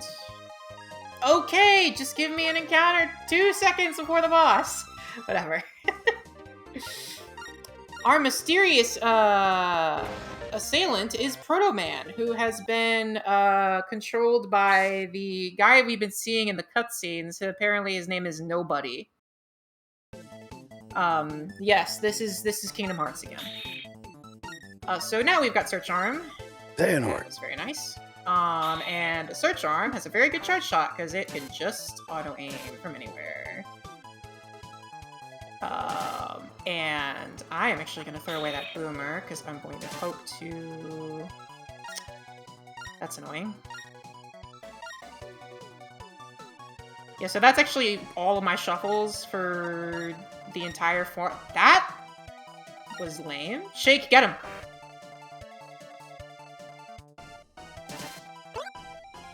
Oh, huge shake value. Let's go. Shake hype. Alright, we only got 1 turn left to Search Arm, so I'm just gonna Buster him down. This does way more damage than it should. This is 80 damage with, just 1... I think it's 70, actually. With just 1 attack plus, but it's still, very good. Yeah, that we is also pretty get nice. Proto Arm. Proto Arm is good, but there aren't really any sword card chips. I keep correcting myself to say card because I've been playing Star Force instead of Battle Network lately. We don't really have any good sword chips to sacrifice to it that we can easily get. This game has like Katana, but it's not really there aren't enough copies to really make it work. So once again, we now need to go backtrack through where we just went to find location data that Proto Man left behind so we can track down wherever this Nobody guy is supposed to be. I forgot to put that in. No wonder I was suffering a little bit. We get Triple Shot J for free.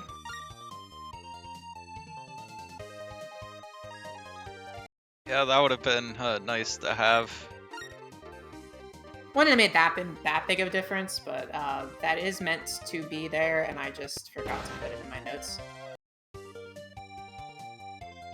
I'm not totally sure if putting in HP pluses and trying to run from fights is better than sneak run. You can get a HP plus 400 in the last comp, so you can't really make any use of it, but...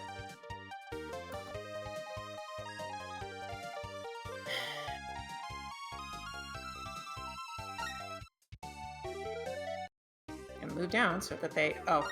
Well, thankfully, the Time Bomb can take a shockwave. That is interesting that it uses the BN6 time bomb mechanics too. Yeah, thankfully it does. It makes Time Bomb way better. Yeah, for sure. I think Time Bomb is actually one of the goats of this run. So there's log data, and now we need to...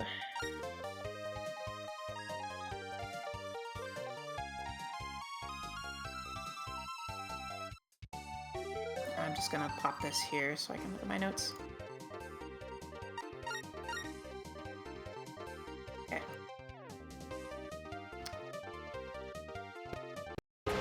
Okay, we have to go all the way over. So in the earlier games, Time Bomb will just like spawn in a random row in their front column. In BN6 it was changed to try and spawn on the first available panel in your row, so you can spawn it like on the second column if like the first panel in the first column in that row is occupied. Yeah, with that mechanic, it's unfortunate how you kind of have to, you kind of just have to hope it spawns on a good row. So now, we are being asked to investigate the museum, and Land finally reads the exhibits and realizes that, the jewel that was in the museum has lawn inscribed on it, and now we get a little bit of a lore dump about the ancient Atlantean civilization situation. The Atlantean situation is crazy. So as it turns out, there have been ruins from this Atlantean empire dug up on a place called Sink Island, and we are now going to go investigate that with Sherry's.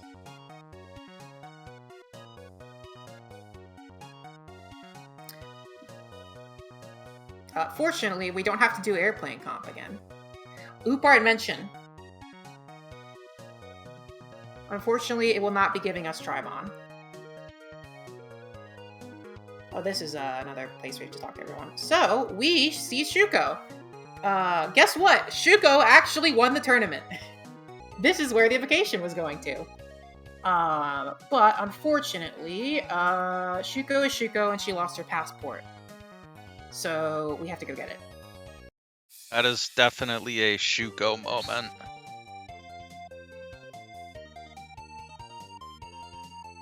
Yes, this BMD is worth it.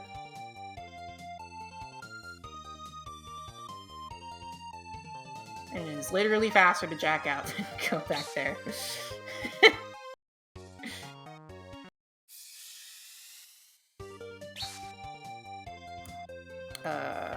I think this is also something I want. No, it's definitely not anything that I want. Huge for the Q code folder. Is that a Recuv 200 Q? It was. Huh. So this is Sink area, another new area. I think it's funny that they called it Sink area. Yeah, if only you had kernel force in this game, then the Q code meta would be crazy. True. I think I've been getting Fire Hit 1 Q. Ooh, that was a Magnum 2 Q. It was actually G. Oh. But the more important thing here is that an old friend has returned to us. I guess the shockwaves can go. I just bought Air Hockey M from that shopkeeper. It'll be a little bit before we can do some proper air hockey gaming, but it's coming. So that was pretty broken and pawn, right? Just slamming it back and forth. It's a little weaker in this game. I think it bounces a few less times. Okay. But and also there's only one air hockey. This game, Pawn doesn't really have chips that are like the kind of chips that would be like the blacked out viruses in the games. Like how you have Bubble Wrap and Invis and like Mine in the games. This game does in the sense that chips from viruses that aren't in the game are in this game. They just don't have art because this game doesn't have chip art. Alright, we have fortunately gotten Shugo's passport back, and we are now able to explore the ruins, which have the passageway repaired. And Cherise is very excited to go right inside. Yeah, most of the chips and pawn are just from the viruses, especially the 12 different scuttle variations. Yup. So yeah, there's a couple interesting chips in this game. There's Magnum in this game. There's Circle Gun. Zap Ring is one of the chips that arbitrarily comes back. Ow. Heat Shot and Bubbler are also only part of these random BMD exclusive chips. That is like the most random. Heat Shot and Bubbler. Ah, yes, that's what we needed to have back. Mm-hmm. I guess they just really wanted to have the bubble spread and heat spread PAs.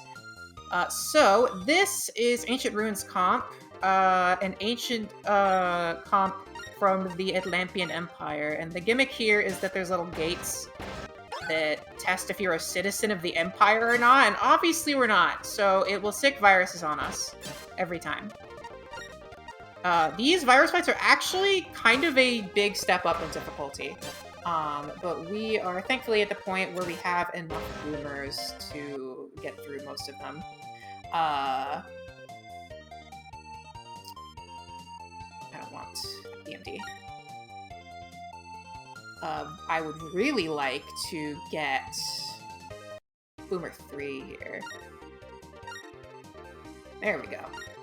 Oh, there's that same setup from Pawn where they have the boomer only open above hull panels, but thankfully it's much later in the game, so you wouldn't just be relying on shockwaves to deal with them.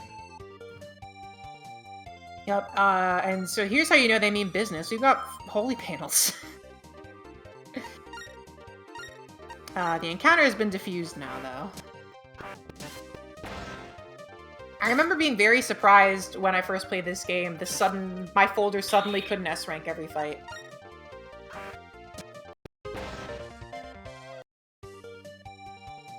But it is a bit dangerous, so better safe than sorry. I'm probably gonna use that on the out. That's fine. Guard 3 is also good. It is 180, as mentioned before. I hope the boomer doesn't... I didn't want that to happen! Guard 3 is nice asterisk filler. This is probably too low of a rank to get anything good. Yeah. So this cube is actually optional, but it's worth it.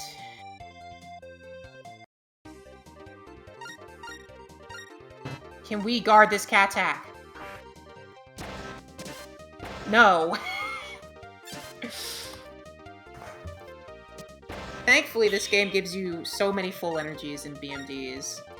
How many do I have? I have 3, and I think there's 1 here. So up top here is Buster Pack, which is very nice to get for free. Because otherwise, all the other ways to upgrade your Buster stats are not very easily accessible in this route. So it's nice that we just get free Buster Pack.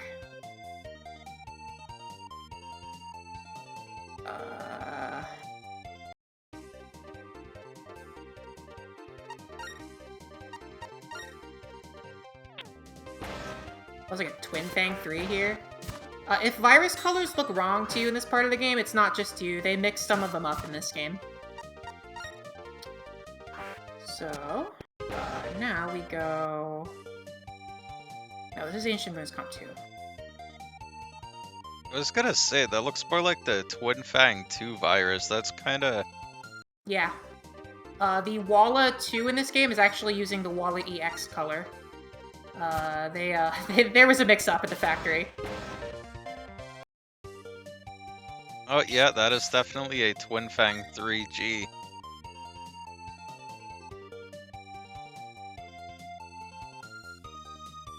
I'm gonna copy damage this. Kind of funny to have Curse Shield 3E. I'm probably not gonna use it, but...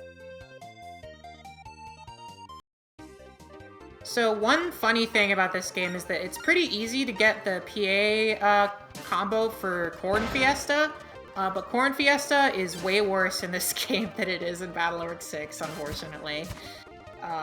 Because it doesn't dim the screen for some reason.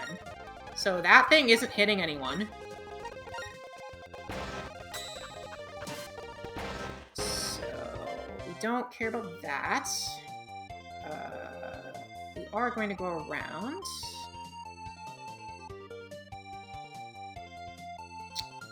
I was just thinking to myself, I'm getting decent draws, and then I immediately regret everything.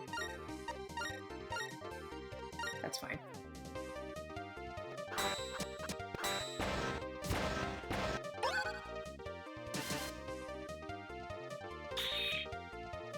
Oh, That's also the Dominator 2 color, which is very funny. Yeah.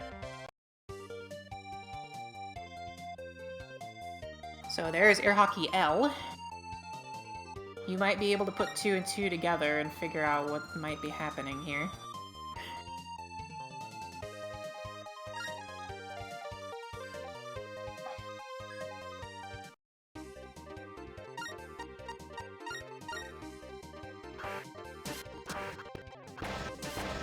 I'm going to get this full energy on the bottom just in case. Oh wait, that's on the wrong part.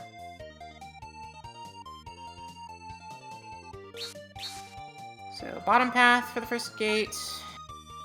This comp thankfully is so much less annoying than Museum. Yeah, definitely just, you'll take a few, hard encounters over having to backtrack through the entire area. Easily. Oh, ow.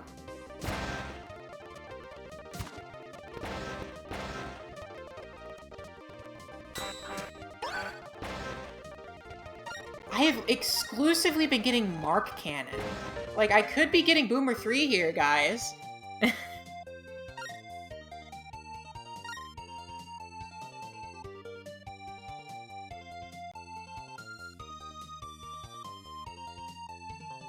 Please?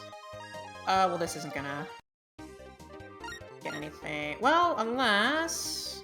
Oh yeah, and even that, it looks like the Boomer 2s and 3 and 4. How did they mix up that many of the virus colors? I don't know. I think they just messed up. Kind of funny. Thank you, Roll. Roll actually is kind of good in this game because I have so low HP that using Roll will recover like half my health.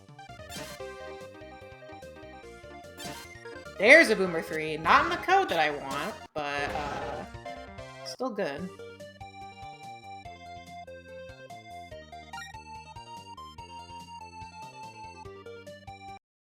Boomer solves every problem.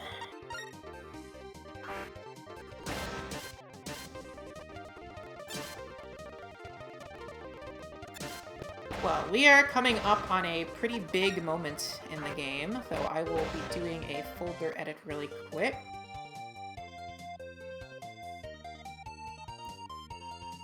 Get that Buster Pack back in. And we want Air Hockey. And door 3. We're starting to get pretty soupy in here. It's not a big deal.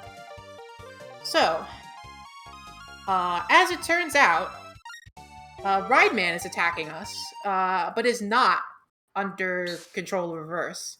In fact, Rika has just phoned us to inform us that Rideman is the one behind all the Navis going out of control. And I am currently going through a very long explanation when this game's plot really starts to get insane, where Charisse reveals that she's a survivor from the Atlantean Empire that went into cold sleep. And is working with nobody to preserve Atlantea's legacy. But it doesn't really even seem like she wants to do it.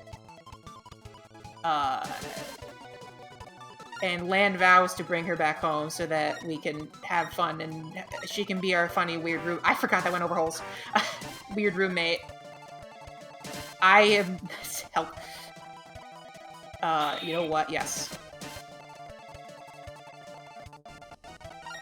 Thankfully, we have Search Arm to help bring Rideman home, and I have Buster Pack now, which is making. That's so better. true, Mid. This Atlantean situation is crazy. I guess I didn't make a big show of the fact that that's a boss unique to this game. I like him. Anyways, the twist also is that Reverse is Rideman. Remember the joke about transforming earlier? Well, called it, I guess. Yeah, Rideman is honestly a really cool design. Yeah, and it turns out Charisse does not like Reverse Rideman. We don't get the explanation for it yet, but Charisse is clearly doing things a bit unwillingly. And Lon helps us by telling us through email that the Ruins passage is going to collapse. Thank you, Lon, once again. Reminds me of what's his name? Double from X4. Our friend, our good buddy, and then why do you have an Australian accent? But it's also not the same. It is kind of like Double, isn't it? I mean, he even had like the. I mean, Rideman was pretty tall already, but when he transformed, he had big knifey shoulders and sharp points on him and stuff like Reverse, that. That's really what Reverse they think Rideman about. is Reverse Rideman, really yeah. Cool design. So I don't remember if this came up in the pawn run, but went the wrong way. I went the wrong way. Lock in. We're going to Dad's lab. Charisse is now confessing everything.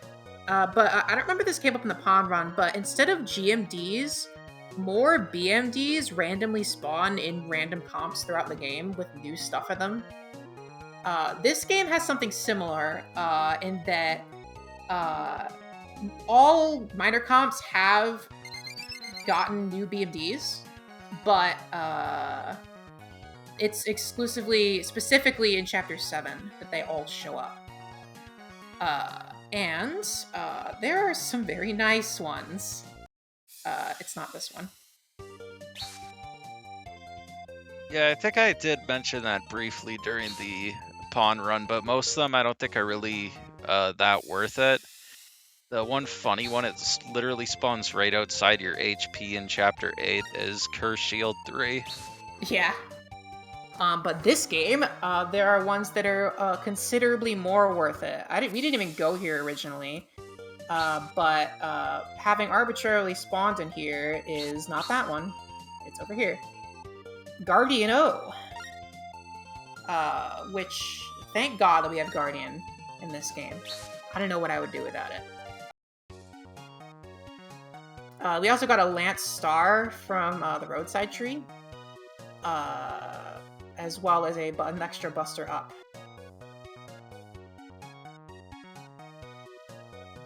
Unfortunately, this scenario is a bit of a callback,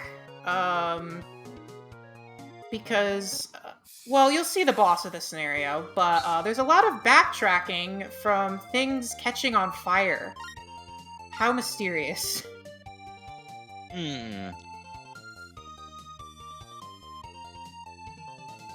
This Slant Star is actually going to be really good. And yes, we have to go all the way to where Proto Man was. Thankfully, this is not as bad the second time, because you can just go straight there without having to deal with the whole nonsense of the display datas.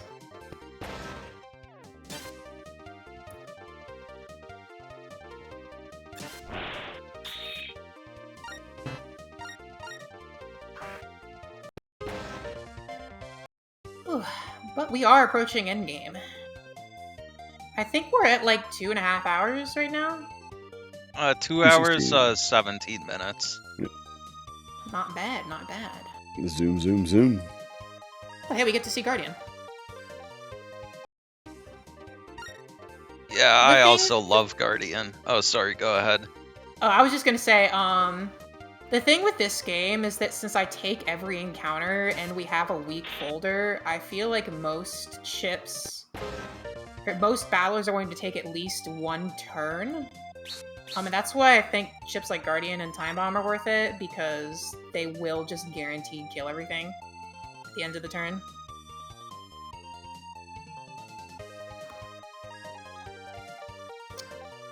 You roll with that? Did I cut out? Or... Nope, no. Okay. That was... literally hitbox. Stretching. Yeah, that Time Bomb's definitely been putting in a lot of work in most of the encounters you've drawn it.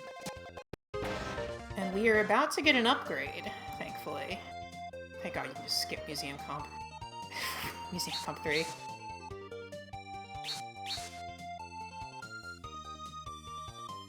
Well, this thing looks awfully familiar.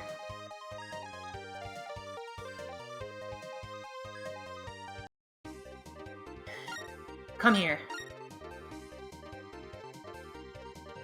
Do it, I dare you. Is a black bomb in this game? Yes.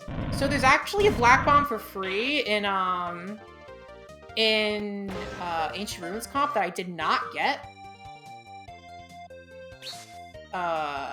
Because it doesn't come in a code that really goes with any of the chips that we add.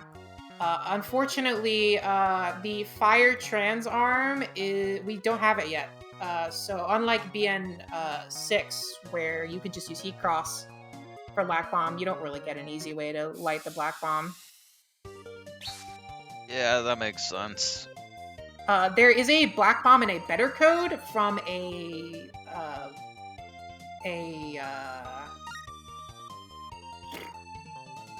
job BBS request. But unfortunately, we can't take that. Yeah, and depending on what the request had you do, it might not be worth it anyways. Yeah. There's a couple requests that I would do if I could, or try to route in if I could. The last skill slot +3 is from another series of requests where you help this guy named Captain Star Adachi. But it's like the 6th one, so we're never getting there. Wrong way. Yeah, it's kind of funny actually. TJ09 added a reference to this game to like a Battle Network Cyber Tournament, the online ECC. Oh, really? thing. Yeah, he added custom stuff, including some new NPCs, and one of them's named Captain Adachi. Awesome. I haven't played that.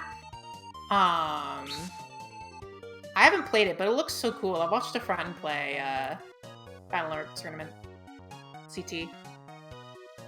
Yeah, it has a lot of pretty cool stuff that's not in the original BCC now, like all the BN3 chips and being able to use like a virus.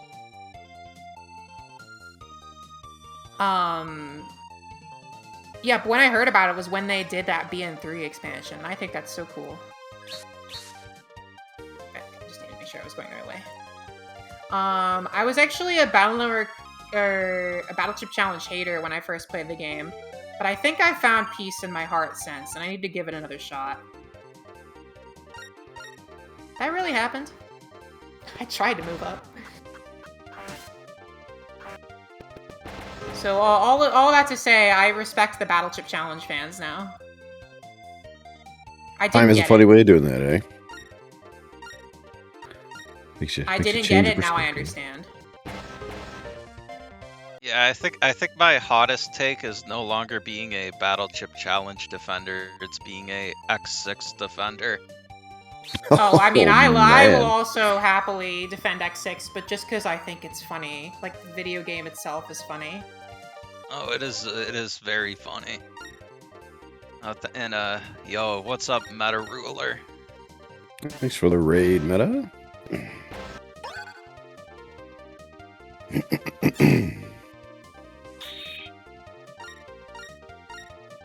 Okay, so I believe now we have to go back to Scilab. And it turns out it was all a distraction so that Scilab could get caught on fire again. To cool down the government net, Shuko makes Aquaman cry on purpose and flood the internet.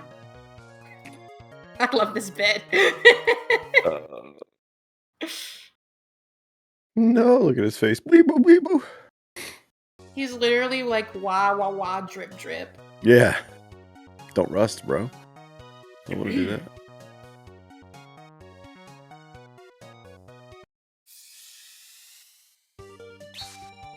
So the door lock system is too hot for Mega Man to touch. So Chad comes in here and acts like someone who's just heard about BN3 for the first time in their life, and tells us, well, why don't we get the Giga Freeze to solve the problem? To cool down Scilab. And so now that's what we're going to do. We're going to go to the Undernet and try to get a fragment of the Giga Freeze. In order to stop the fires that are burning Scilab again. So, I just got my best friend. This is going in over Super Cannon. Sorry, Super Cannon. You're even keeping a shake over Super Cannon? It's on code. That's true, that's true. I'll have time for more intelligent folder swap after this scenario. Yeah, as you said before, this game really does have so many cool callbacks to all the other BN games, like actually like mentioning and including the Giga Freeze. The only other time that it's ever mentioned. You can really tell that the people who worked on this game really liked Battle Network, and that's why this game is just so fun and nice. So we are now going to use a key Chad gave us to get into a deeper part of the Undernet, which the only way to get to it right now, because Scilab's on fire, is going through this part of Sink area.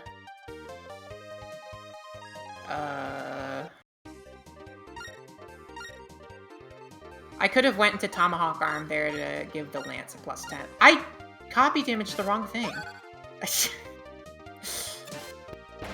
It's okay, just get bailed out by Boomer.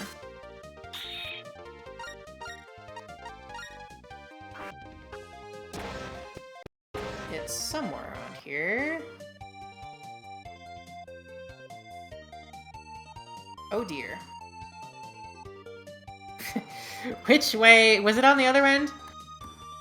Fake streamer didn't remember. Yeah, it might be on the bottom. I don't remember either, though. Did I put Sneak Run back in? Yes.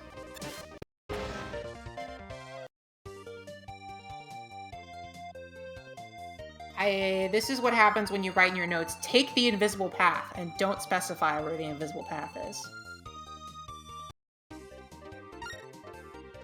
Triple Shot J is also so nice to get.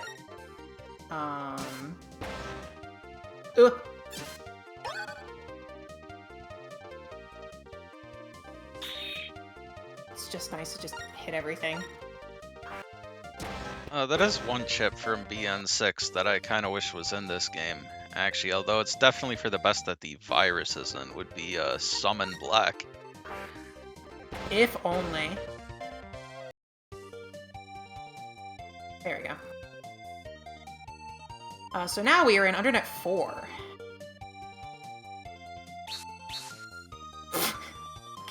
Wrong VMD. Please enjoy Poison Seed X. Yes, I wonder what that X code could be for. Who's to say? There's just no real way to be sure. So Time Bomb 2, because we're using BN6 values, is a nice meaty 190. Plenty to kill every encounter. And we just got enough to reg it! This is why I've been grabbing the reg ups.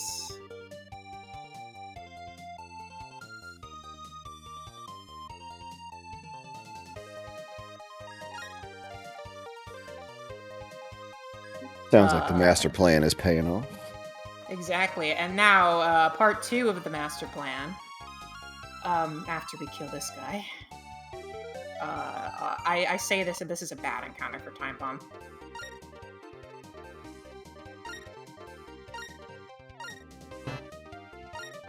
This is a really bad encounter for Time Bomb. Yeah, as always, just solve every problem with Boomer instead. Damn it.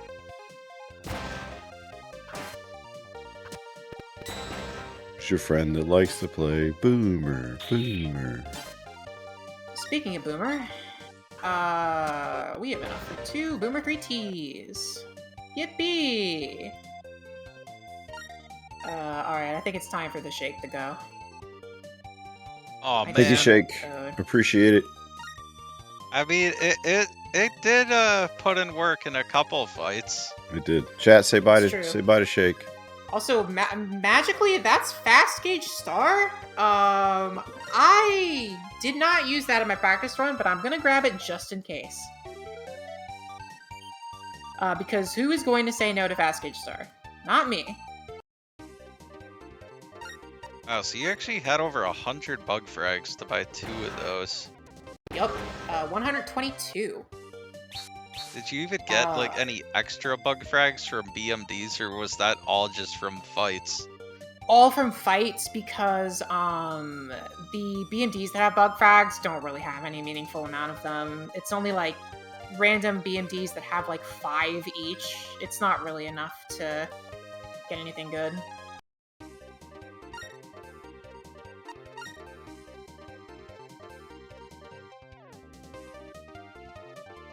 But because I have to take so many encounters, we get to slurp up nice and tasty 122 bug frags to buy that. So, as it turns out, Serenade is going to give us the Giga Freeze fragment in exchange for beating a bunch of people on the internet, except Protoman and Hatman did that already, saving us the trouble of having to backtrack everywhere.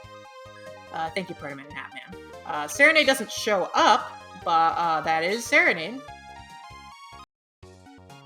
So I actually also am going to... Nope. Chip order the last code of air hockey.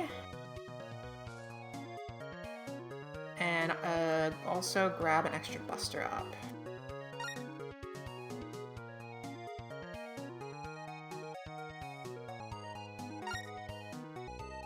We can now, with the Giga Freeze, we can go back to Scilab, and Protoman does it for us. I guess Protoman became a chosen one after the events of BN3.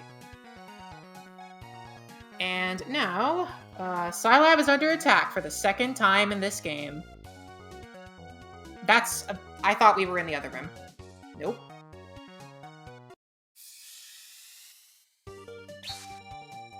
It's this comp. This is Scilab Core Comp, which is also irritating. This is another backtrack heavy comp. Yeah, I remember this one also being pretty annoying, although it's not quite as bad as Museum Comp was. No. So the gimmick here is that there's fires you have to talk to through the comp, but in order to do anything about them, you have to go grab the fire extinguisher data in each comp first. I am definitely just using Boomer here.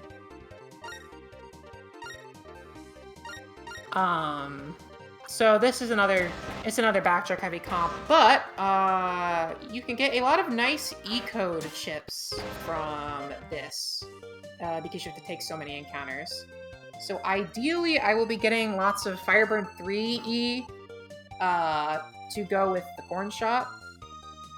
And the endgame folder will just throw in everything good that's in E-code.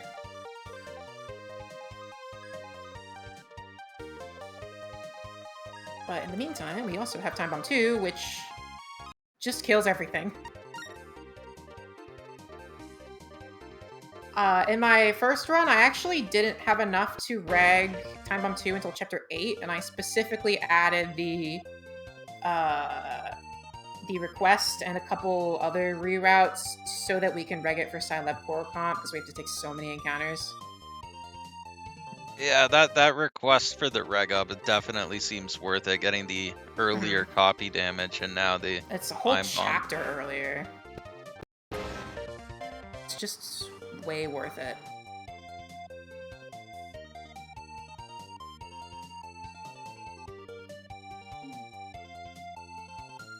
Because you just press the button and you win. Well, it's not going to kill the vacuum fan, but what's the vacuum fan going to do to me? Keep you cool. True. It is getting to be that time of year. Indubitably.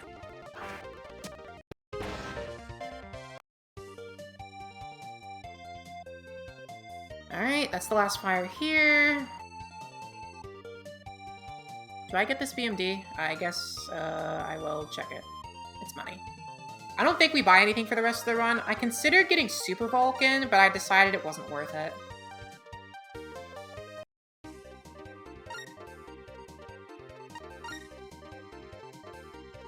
Instead, Time Bomb cooks.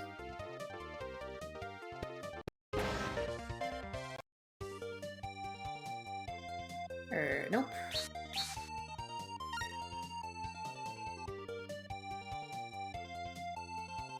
You do it all the way over here for the extinguisher data, and then go all the way back.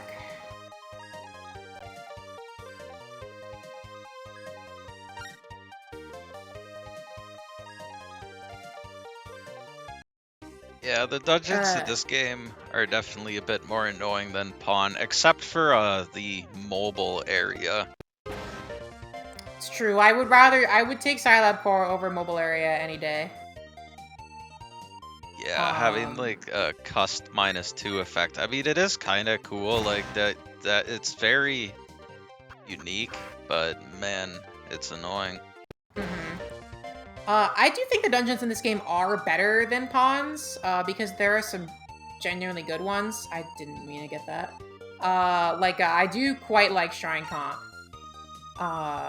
But Scilab Core and Museum are not winning any awards, that's for sure. No. And this is also because this is that's so nice. Because this is Pawn with 1 million requests. You bet that there's requests that make you backtrack through all these places. Both Pawn and Lon love to do that type of request BBS where you like survey the dungeon and then make you go talk to like some data on every part of the dungeon.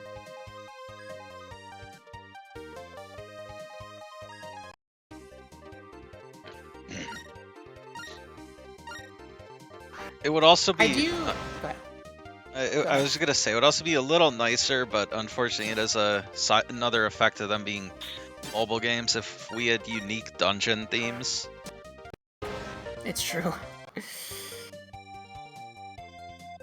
I do like this internet theme a lot more than the Pawn one. I kind of got sick of the Pawn internet theme by the end of me playing that game. This one I never got sick of. I do like the 3 music tracks in this game quite a bit. I did just notice that this one actually has moving backgrounds as compared to the solid one panel thing. Also, real quick, sorry, breaking news on the Kickstarter front. We just went over the $41,000 mark, so keep the Kickstarter pledges rolling in, my friends. We are getting there. Nope, that's Kaiser. There's a step sword BMD I want here. Go ahead. The final dungeon theme and also cash second themes are pretty great in Pawn. Oh yeah. I prefer the Pawn boss theme to the one in this game, that's for sure.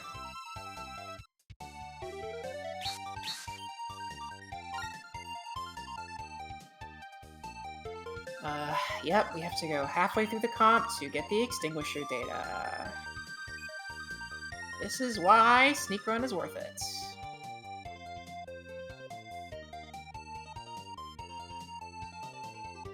That was like the best performance from Sneak Run yet. Like, I didn't get encounters for a solid, like, 15 seconds. Huge victory. Go. And then when you finally do, it's one that Time Bomb just easily solves. Yup.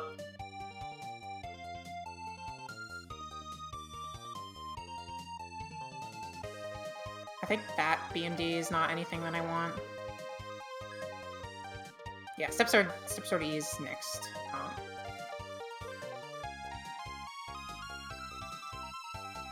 It's also nice to have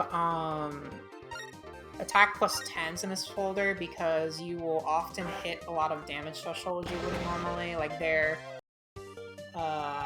plus 10 made it just enough for the triple delete.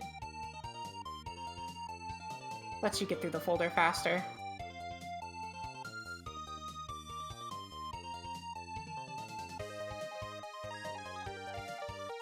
Yeah, the tent comp gimmick is kind of funny, Prof, but it's like barely actually used.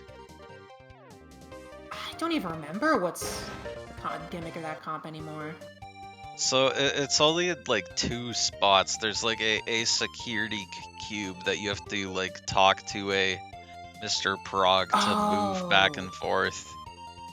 Right, I remember this now. Yeah, they just don't use that at all. Part of why I like Shrine Comp so much is because it feels like they worked with the limitations better instead of getting beaten down by the limitations. If that makes any sense. Yeah, that one almost feels like a actual dungeon, like in the GBA games. Mm-hmm.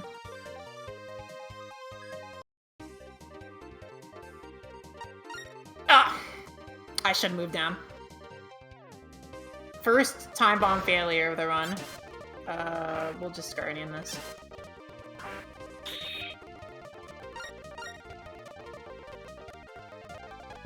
If no one got me, I know Guardian got me.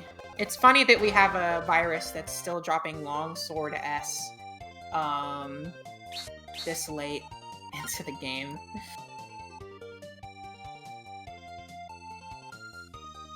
Yes, you read that right. Step Sword is a series in this game.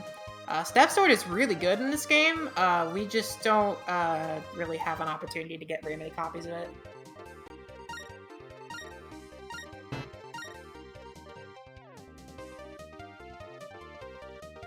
Electrial 3 also is very nice. Does Electrial work the same as in BN5? No, this was something I discovered much to my disappointment. Electrial in this game just, all it does is that it just spreads when it hits an enemy in, like, the cardinal directions. So, like, probably how it's supposed to work, in BN5, but without, like, the funny, bouncing. Wow, 4 Boomer 3T is actually really nice. I did not get that in my practice run. T-Code is very good in this game, especially because you get Tomahawk Man. Yeah, I think I remember when I played through this casually, I ended up having like most of my folder being in T-Code after. The best code in this game, in my opinion, is R code because Rideman is an R code, and like Pawn, we get the new Navi favoritism of Rideman has a very good chip. You also get Reverse. Spoilers, we're gonna fight him eventually. And Roll and Aqua Whirl and a lot of other good stuff.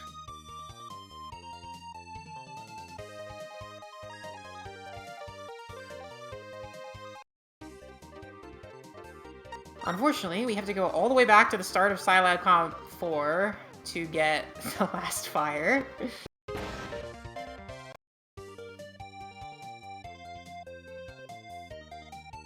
Yeah, this stuff. area is pretty bad.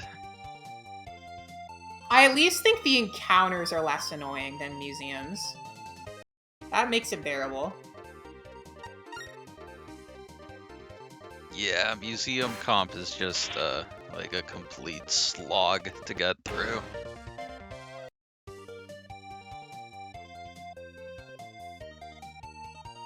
Alright, we are finally coming up on boss number 7.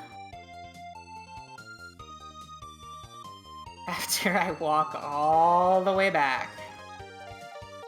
Place your bets now on who this could possibly be. It's Cash!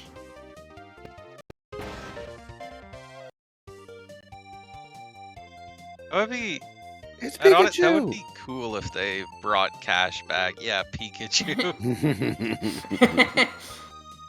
It's Fireman seen from above. Yes, I'd say.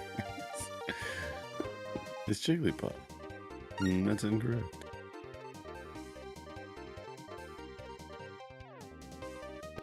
Alright. We'll do this, and then I also have to add Earhawk N,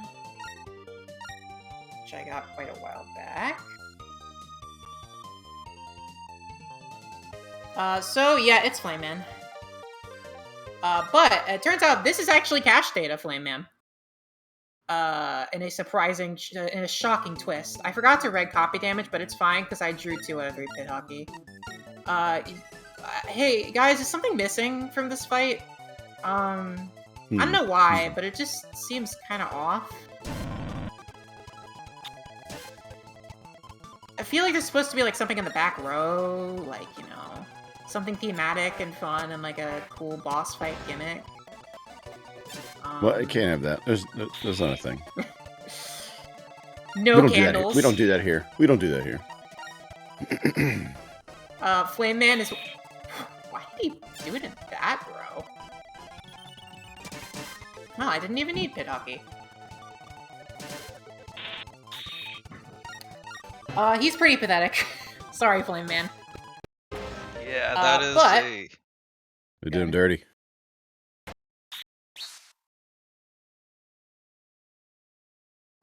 But it was just stalling so that Reverse could steal the Golden Apple program. I don't think it's even been... I even explained yet that nobody is after, like, the 3 code programs that I don't remember the name of off the top of my head. They're all, like, Greek-themed. Because, as it turns out, the ultimate threat of this game that nobody is trying to revive is the ultimate weapon of the Atlampian situation again. Civilization. The Trojan horse. The Peter the Atlampia- horse is here. The Atlampia situation is crazy right now. So, unfortunately, nobody has launched the Trojan horse, and we now have to deal with backdoors opening up through the entire net that are flooding the net with viruses. So, we will be doing a little bit of backtracking. But this is like the healthy kind of endgame backtracking, in my opinion. How much money do I have? Yes, plenty. So this guy, there's a shopkeeper up here. And I'm going to buy his stuff. I want this, I want this. And I want... Oh. I forgot he only has 1 copy of Invis. That's sad. I think the fact that this is a mobile game from 2006 makes it a lot easier to stomach the backtracking because it's not like they couldn't have. There's not enough space to just program a bunch of unique everything in. This thing's running on like a tiny phone that will probably like blow up if you look at it with a mean face. Like, Right. I'm not going to claim that I could do better. No. I think it's circumstantial context really make it are warranted here, when you're talking about like, we're doing some backtracking. It's like this game is look how cool this game is for being on a phone from 2006. You know, like Yep. yeah, you can't be upset about. Not saying that you were, but you know, just nobody can be really upset about the fact that okay, we got to go back and do some of the stages again, for the second time. So enjoy it. This Yep. game is mad deep for for what it was, and Yeah. certainly above any expectations I had of what a mobile game could be, because I think in 2006 I was still just playing like Snake and Brick Break on my phone. So Just couldn't run from an AC/DC encounter. I have a decent amount of HP, man. That's 280 HP. These guys would have had 160.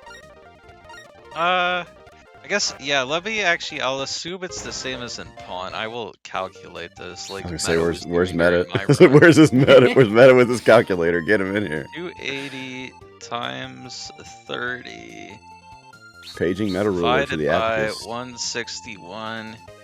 Wow, that's crazy. Yeah, you apparently still only had a 52% chance to run from that Yup. encounter. Good lord. Okay, back door. Top right. Yeah, there aren't very many. I think there's a little bit of extra money to grab some HP mems, but I think I'm only gonna have one more HP mem by the end of this. So run rates are just in the gutter. Yeah, so this is a route, right? I mean, this is a speed run route, so there's just not a lot of extra HP routed in. I take it. We do have to do a bunch of virus gauntlets to close these back doors, and Time Bomb is really gonna come in handy.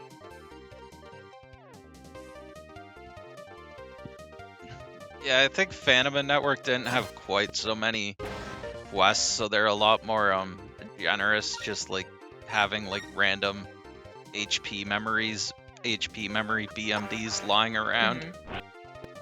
Like half this game's runtime, this is the case for Pawn too, but half this game's runtime is the side quests.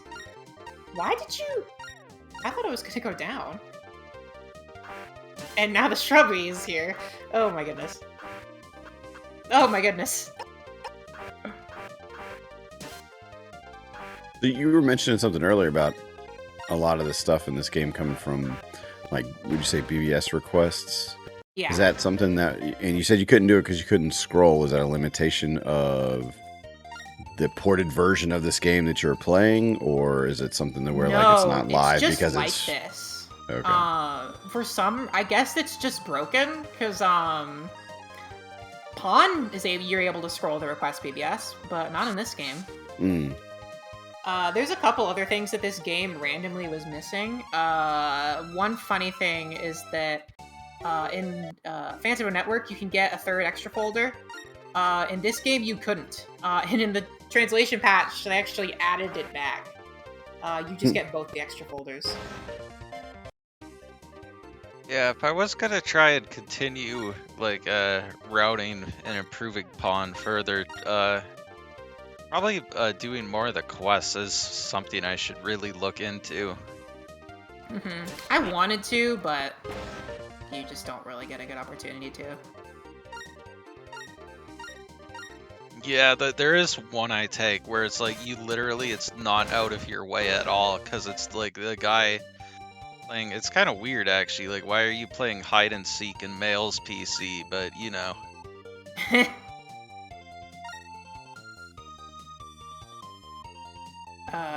Tragically, we do have to go all the way back to where Tomahawk Man was for the last backdoor.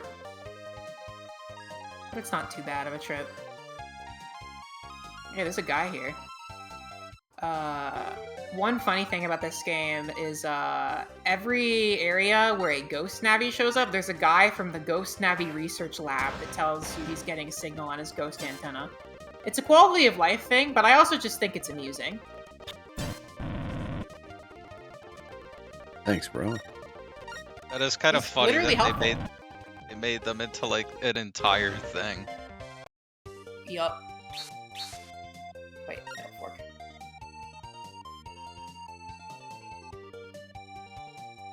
The other awesome thing in these games is the Quiz Clan. True. there was a Quiz Clan reference in Magmal 3. Specifically because I played LON like right before we put the quizzes in that game. Oh yeah, I think I remember that, and like when I saw that, I was like, oh hell yeah, the Quiz Clan. Like, I just love how Lan and Mega Man have banter after all these job BBS requests. And every time after you take a quiz, they're like, just what is up with the Quiz Clan? You know what? I'm wondering what's up with the Quiz Clan. I do want to know more. You're right.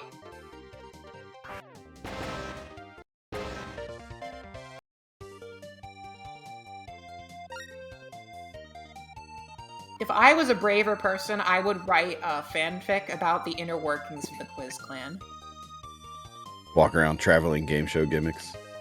Exactly. Well, and as we see, the Quiz Clan is even still around during Star Force. They're still around 200 years into the future. And they keep their theme song, too. That's a sturdy tradition. That's nice. That's dedication. And good craftsmanship. The Quiz Clan never dies.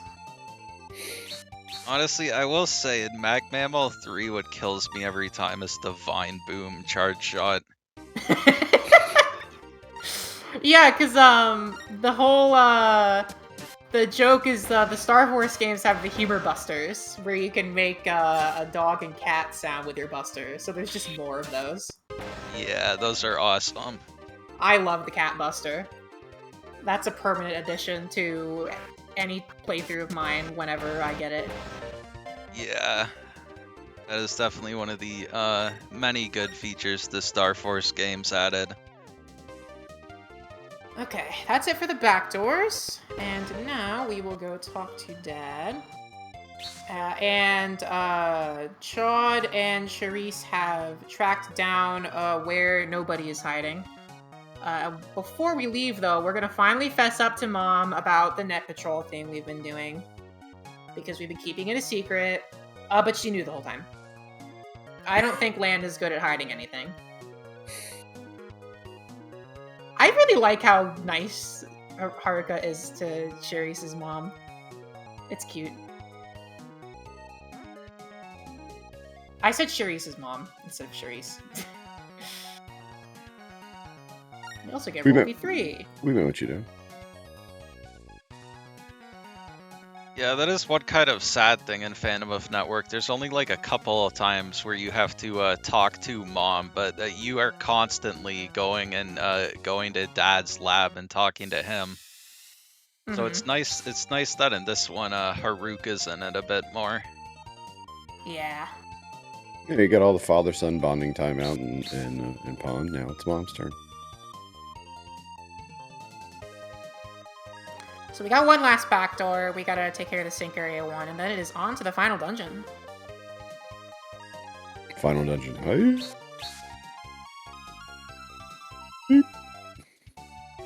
For some reason, I remember sink area's paths better than all the others, so at least I'm not getting lost. See, this is why time bomb mechanics are nice, because I don't have to worry about it going into the top row and getting shot.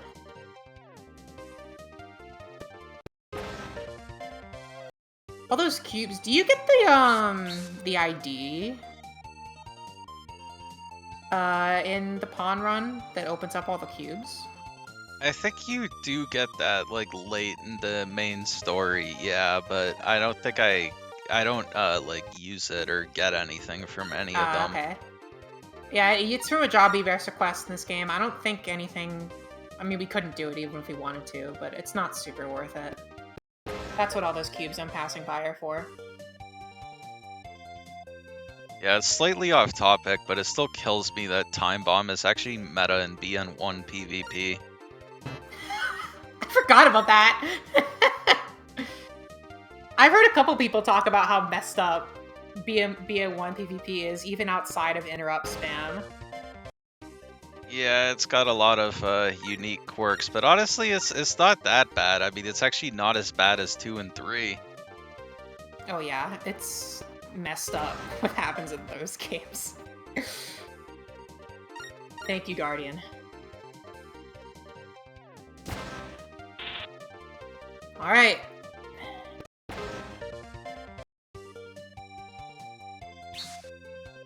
So Chad has to stay behind and take care of the back doors, which leaves us and Charisse to infiltrate the ruins, where it turns out there was a deeper passage that is where nobody was hiding out the whole time. Oops. Why didn't they just look behind the door? Are they stupid? No comment. I mean, lad is kind of stupid. But I respect him. Yes. Where will we be without that boy? So this actually isn't the final dungeon. We are returning to Ancient Ruins comp. That was foolish. I should have moved down.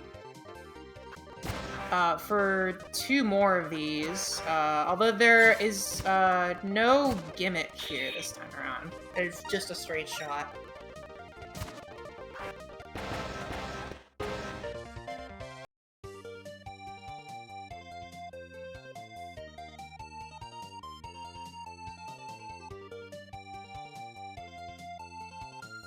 It's not gonna kill the cat tack, but that's fine.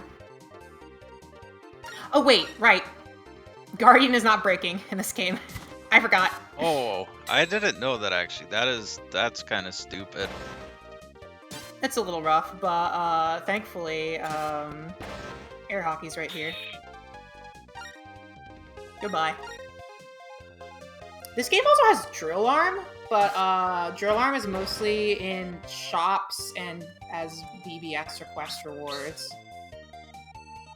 Which kind of sucks, because it's fun to use in this game.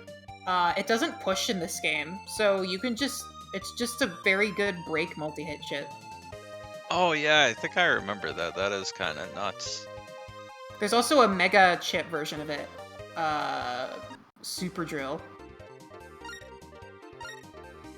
That's post-game, but I did use that on my normal folder. This guy's gonna die to poison.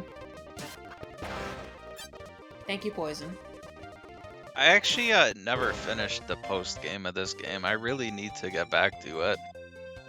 It's quite a bit longer than Pawns. Not yet. Yeah, I think it's because I'd already had my random burst of inspiration to route Pawn back then. So by the time I finally got to it, I was just kind of burnt out on these games. Hmm. We don't have too much E-code stuff, which is unfortunate, but we'll deal. I didn't get any Fireburn E. Huh. I guess I did too good.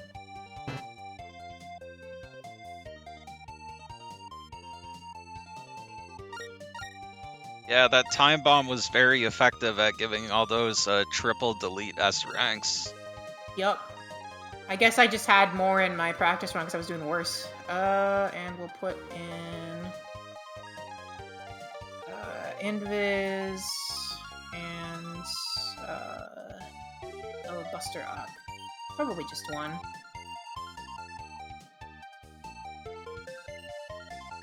And Reg, copy damage. So, we actually have our second unique boss of the game coming up.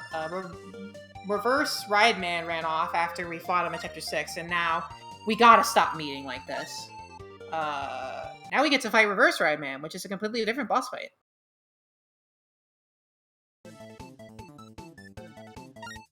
I love his sprite. It's, like, so good looking.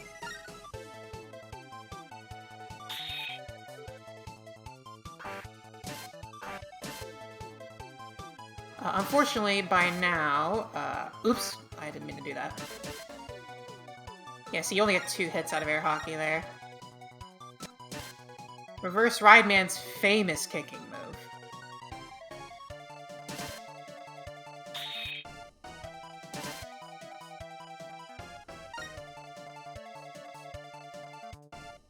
Oops. How did that happen?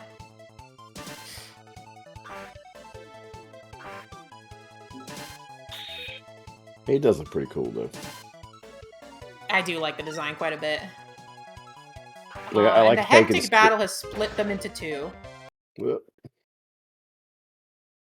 I Like I can still see the Ride Man. It kind of Markins aesthetic on him, even in Yeah. reverse. It still looks good. They've got the same Navi mark, except reverses is upside down, which is funny. It's pretty cool. Oh, that's funny. He's basically just like Waluigi. It's true. I think something that's very funny about Reverse in particular is that it is a spoiler in this game that Reverse is Ride Man, but in every art book, in Complete Works, they just list him as Reverse Ride Man. I think the Legacy Collection was the first time that they didn't put a spoiler name for that guy. All right, so we have jacked into the Trojan horse to defeat it once and for all. Oops.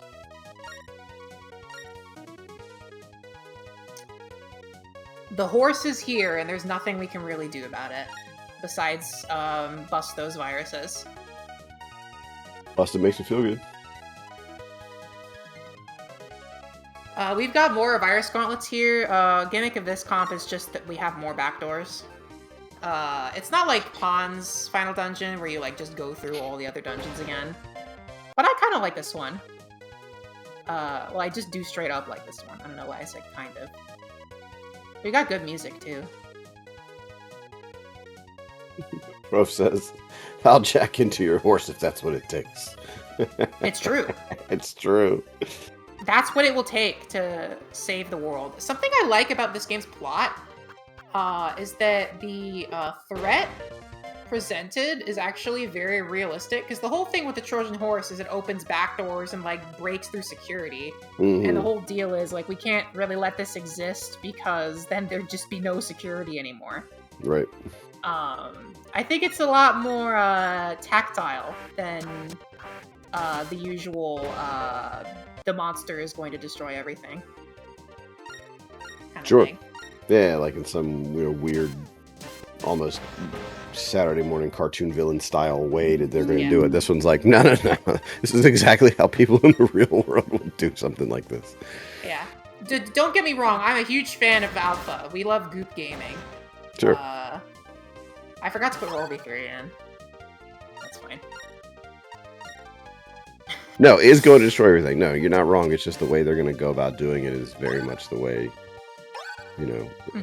it would be in, IRL bad people doing things as opposed to just like, curling their mustache. Look at my giant, black bomb with the super long wick. And when the wick finally reaches the end, it's going to go kaboom. I think the key to Battle Network is a healthy balance between both. Sure. You need both for it to feel like Battle Network. Yeah. And also, like, if you go, like, the lore of this game is also that, like, the same Trojan horse weapon is what ended up, like, wiping out the ancient Atlantean civilization. Right. Yeah. It's kind of similar to Star Force 2, again, in that way, but I think it's executed a bit better in this game just because it's more clear what Atlampia actually is and means compared to Mu. I do have soft spot in my heart for Star Force 2 stuff, but this game's just cool. I feel like it's easy to mess up a ancient super civilization plot, because I mean, like, it's kind of one of the classic plots of Saturday morning cartoon kind of stuff. But I think this game executes it pretty well. Yeah, an ancient super civilization. How does the ancient super civilization die? And how we never got back to where they were before? So much so that we're trying to get back in touch with said ancient civilization. So you gotta balance that, like, supremacy of this, ancient civilization, right? Or else it's like, were they really that super to begin with? Or do you think they just look cool? The guy who made the Trojan horse, by the way, is in fact named Dr. Trojan. Checks. Why was that panel reserved? We don't get to see Dr. Trojan, but he's mentioned in the dialogue. I just think it's funny. I guess it must have been reserved by the Shake virus. Probably. here's something funny about this game. All the viruses here are SP Omega viruses. But the Shake virus is a particularly funny case because they forgot to put Shake 3, the normal virus, in the game. There's only heavier, and heavy SP. And I love bringing that up because it's just very funny to me.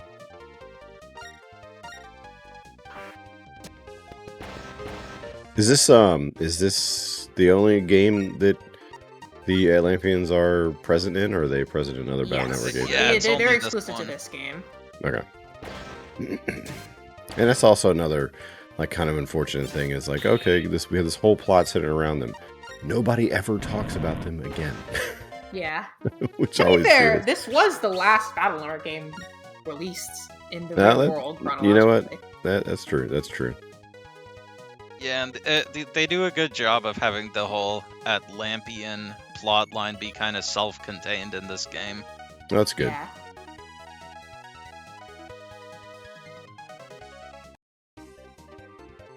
Yeah, and also on Star Force 2, it definitely was kind of fun going through it again on the Legacy Collection with all those quality of life features. I tortured myself and I didn't use any of them because I felt I had something to prove. But now I don't have to do it again. So. It is something funny about that game. I think Airhawk is probably better here.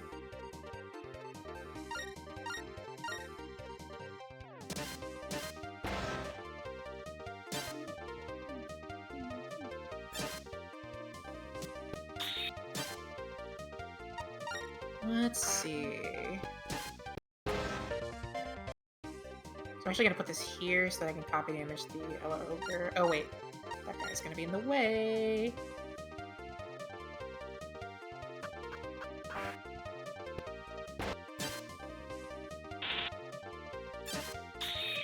It's just ridiculous how good Boomer is in this game. Like, it was already good in Phantom Network, but in this game it's so good that I am still just killing encounters with Boomer 1 in the late game. It's comical. Yeah, Boomer 1 in this game is as strong as Boomer 3 in Phantom of Network. The nice thing about it in Phantom of Network as well is it is, of course, a wood chip, so it won't make the viruses flash. Mm-hmm. And Wow, there I is got also... hitbox troll like 3 times. That's crazy. But yeah, there's also a lot of like very annoying elect virus encounters plus jamming man, so Boomer's also very nice to have for those as well. There aren't as many elect guys in this game because the first boss is elect.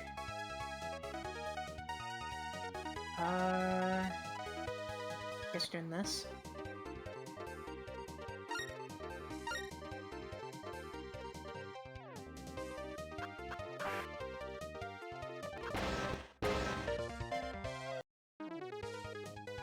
The trick with Trojan Comp is that you just need to follow the red squares that you can see. The red squares are marking the correct path.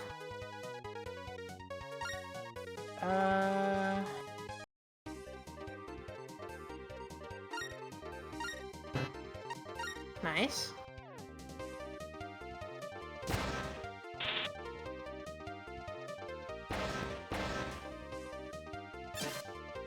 Oh yo, what's up, Time Link? Oh my god, Time Link's up. Time Link couldn't make it because apparently it's really late in Europe. It's stupid, like, frankly. I think Legend of Network's more important. Oh, it definitely is. You hear that? Your time zone means nothing. Nothing, you hear me? It's 5:30 in the morning. Yeah, Prof is also in Europe. He stayed up for it, although he didn't stay up for, on. This game deserved it more. Thank goodness we get to see this color palette of Lark, which I affectionately think of as like the fruit roll-up Lark. It just looks like that to me. Why did that hit? It worked out in my favor. That is But- that is true. This game does deserve it more. Alright, so we just have the last walk to the final boss coming up. Oh, snap. We strutting. Gotta take a couple encounters, but it's a straight shot otherwise. Hey, it's a Boomer 3T.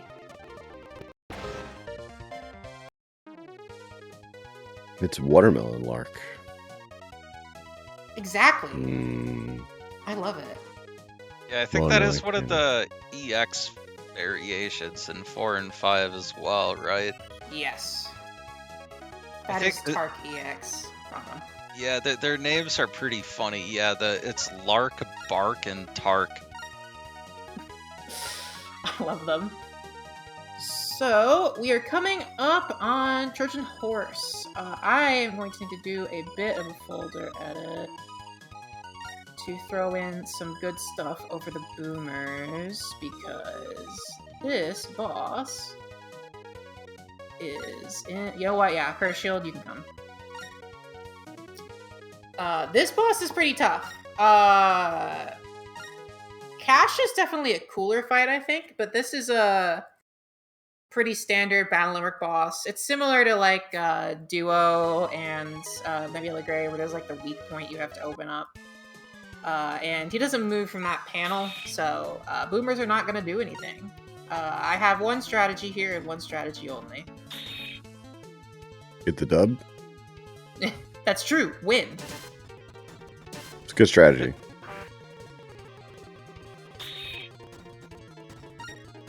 Yeah, I think he's not quite as unique of a boss as Cash, but it's still a pretty cool final boss. Yeah, the main thing with this guy is that, can you do the backdoor attack? Nope.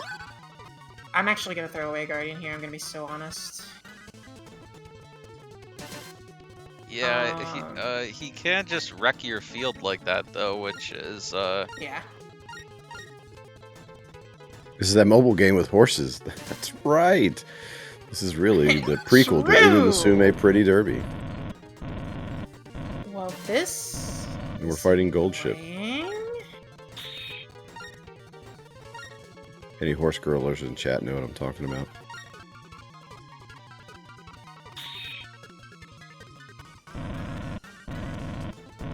do those actually do fire damage? I don't remember. Oh no. They do.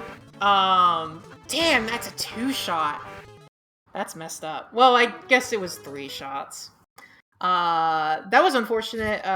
Very unfortunate draws. I was stuck at 2 out of 3 on Pit Hockey. This is Uma Navi's Pretty Network. Perfect. As far as I'm concerned, all networks are pretty.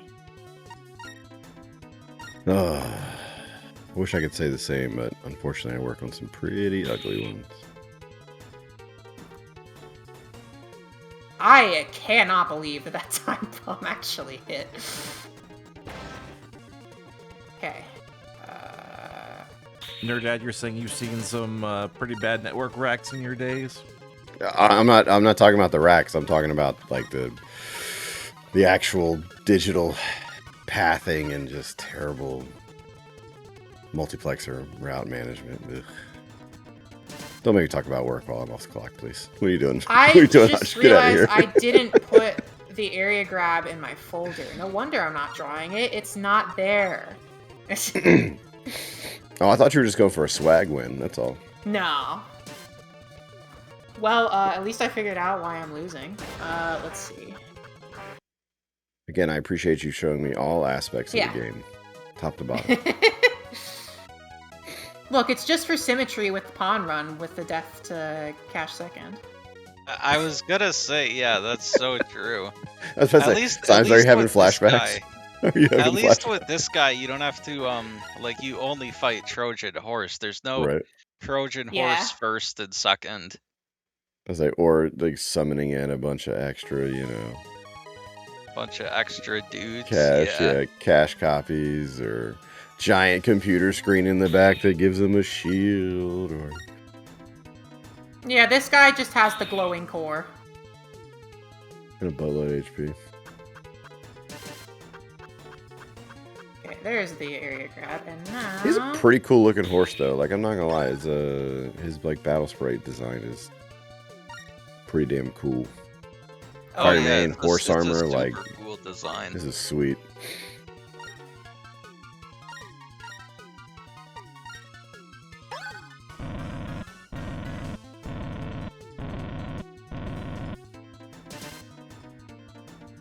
Oh, I don't get shuffle on this turn. That's unfortunate. I'm actually gonna leave that so I can Tomahawk Arm next turn. Well, wait, because I used all the shuffles. Nice thing about the area grab is that, yeah, he just kind of misses. I'm gonna...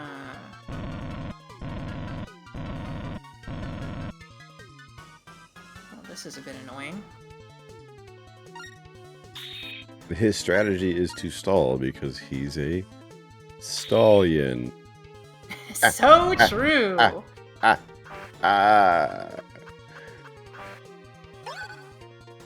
There we go. L, M, N.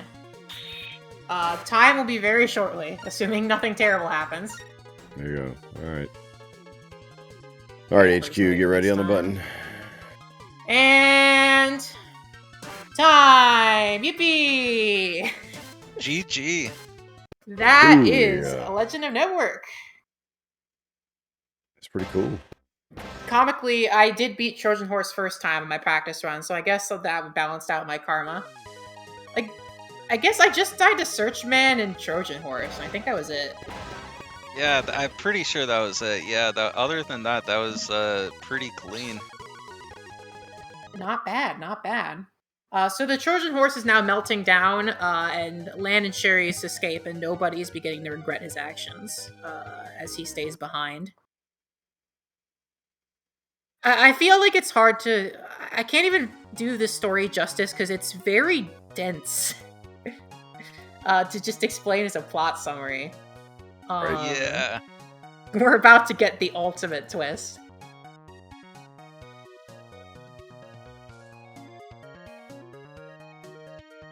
The funniest part of the plot in this game. Here, I guess I should,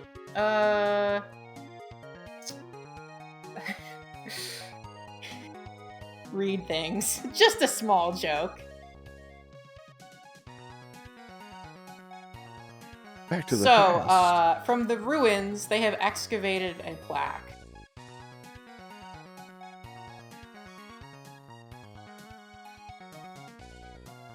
Lawn? So...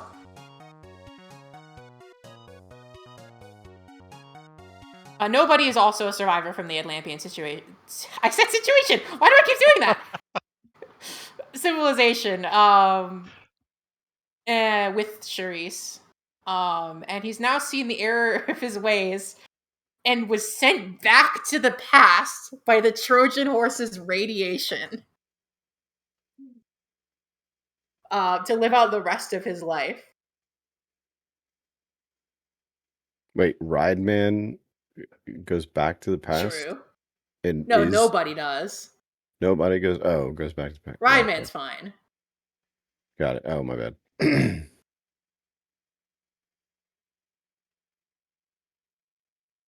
And the emails we've been getting from LON have been being sent from 3,000 years in the past, exactly timed to be when we needed them. Yeah, that's how we do to give you that nice lance chip right before you had to fight Thunderman. Yeah, because he knew we were going to fight Thunderman. Random extra mugshot for Charisse. We love a good closed loop time shenanigans story. It's so awesome. Storyline. This game loves calling everything metaphorical Trojan horses. It's my favorite thing. That is Legend of Nowhere. We get little intermissions, like Pawn, with Charisse has to go back home and live out a real life instead of being she faked her ID to get a job as an engineer at like 14 or something, and now she's going to actually go do that. Charisse is so strange in a lovely way. She's so funny. What was the time on the run, by the way? I didn't actually ask. 3:18:04. That's Yep. not bad. That's pretty much about what I expected. That was pretty good. Does this does have a strong category contention for running on over on the RTA boards? So that was the first speedrun of this game ever. Nice. Free world record. Free world record. World record hype in chat, y'all. Let's go. So Don't LON, it undersell stood it. for Legacy of Nobody. Remnants from the Man with No Name. I love this game so much. That's pretty funny. Well, there you go. We even get a cool Trojan. Oh, right, we get a little. So this is the hook to the post game. Record. Let's go. There's a stronger Trojan horse. Yeah, this is a hint about the post game. All right, we even get a little cute horse in the bottom. Nice. All right. I believe. Do we want to call it here? If you I got, think we have one extra thing coming up, but I can load my save really quick. Show off some of the post game stuff. We have a brand new edition right after. So at midnight we're going to be doing Mega Man 02 S rank 100 points by Skybane Zero. If you have something that we can show real quick, you can go ahead and show it, but not as much I'll do time one boss after. fight. Okay. There's a character that was absent from this game that you got to see in Pawn. Is it coming through? Yes, it is. And it's because he's stuck in the post game. You have to go fight him as part of a quest to get a bunch of stars from the various comps. So the post game area, the one in Pawn is the secret area. It's just called a secret area. It isn't actually the DM3 secret area. But in this game, we get a cache copy of the very Atlampian cyber world itself. Or is it a certain fish you're going to fight? Indeed it is. The Trojan Horse, I'm not sure if... there's a Trojan Horse SP too, but it's pretty tough. That's 4,000 HP. You're gonna need air shoes. This is Atlampia area. I like how this place looks. There's a bunch of navies here that you can talk to that are talking about how great their civilization that definitely won't blow up soon is. And there's like a gate at the end that you have to... oh yeah, here we get Hetrick. Awesome Giga. Oh yeah, This that was was a PA. Yeah, it was a PA in Fun. Phantom Network, and they turned it into a Giga in this game. Oh hey, and I can even show Rideman's chip. So Rideman just shoots all the rows, and this is one of the only things in the game that pierces invis. Here's the horse. He just kicks something.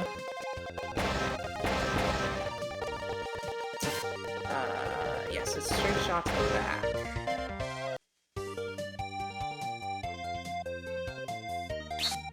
There's a gate here, and a guy makes you find like the 12 stars of the Zodiac that are scattered across the game. And that's the post game. It actually is kind of long, especially with how many requests there are after as well.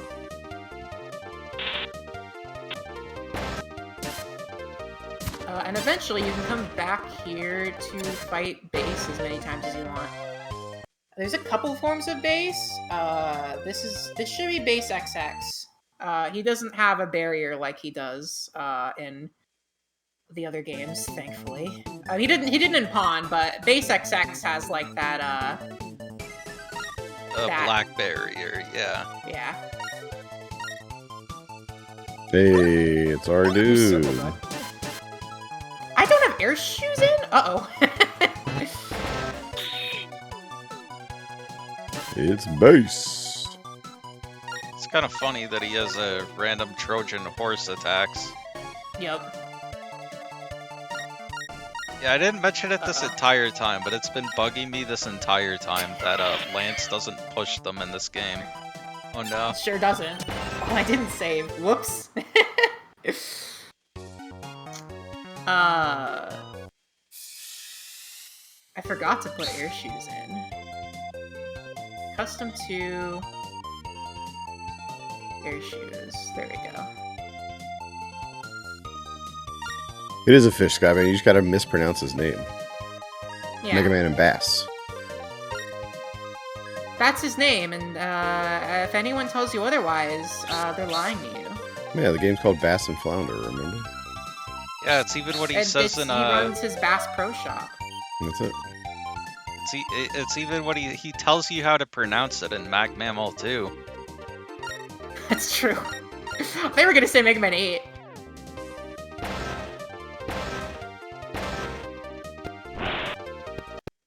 I'm quite fond of the library in this game. We've got some decode gaming with Aqua Whirl. I'll give this one more attempt. Yeah, Aqua Whirl is a little bit scuffed though without having the C panels in the game. Yeah, it's still worth it, I think. Yeah, it's definitely one of the better BN5 chips. Same with Electrial, actually. Indeed. So I can just throw out Aqua Whirl here, and yeah, it'll just kill things.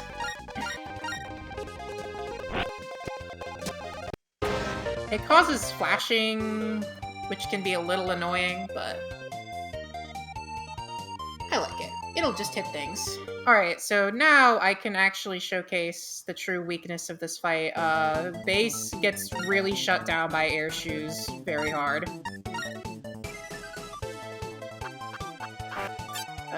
Let's... Oh, that's so sad. He doesn't have L's rolling, so he just sends shockwaves at you. It's so sad.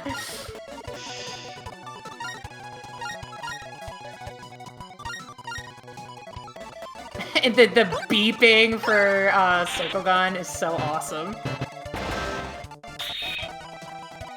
Ryman doesn't care about holes. Considering they have Circle Gun, they really should have brought back the Circle viruses in this game. I kind of wish they were there, if only because it would be very funny to have them.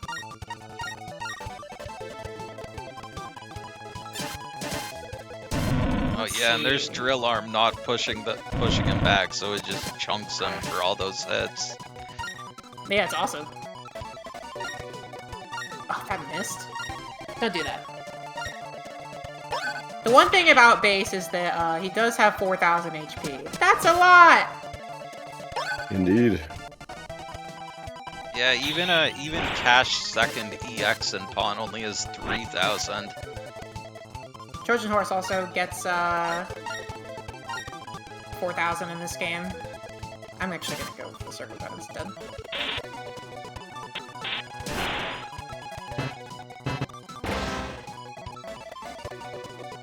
I'm gonna use Hat Trick.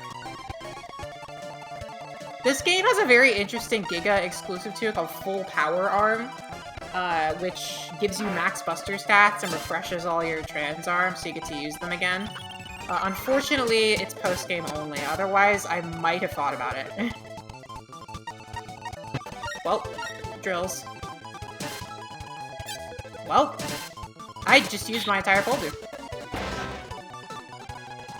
I don't think Ryman can hit over holes, so... Kick him! Awesome. No damage though, nice. True. Correct. A little super kick. There's the main post-game boss of this game.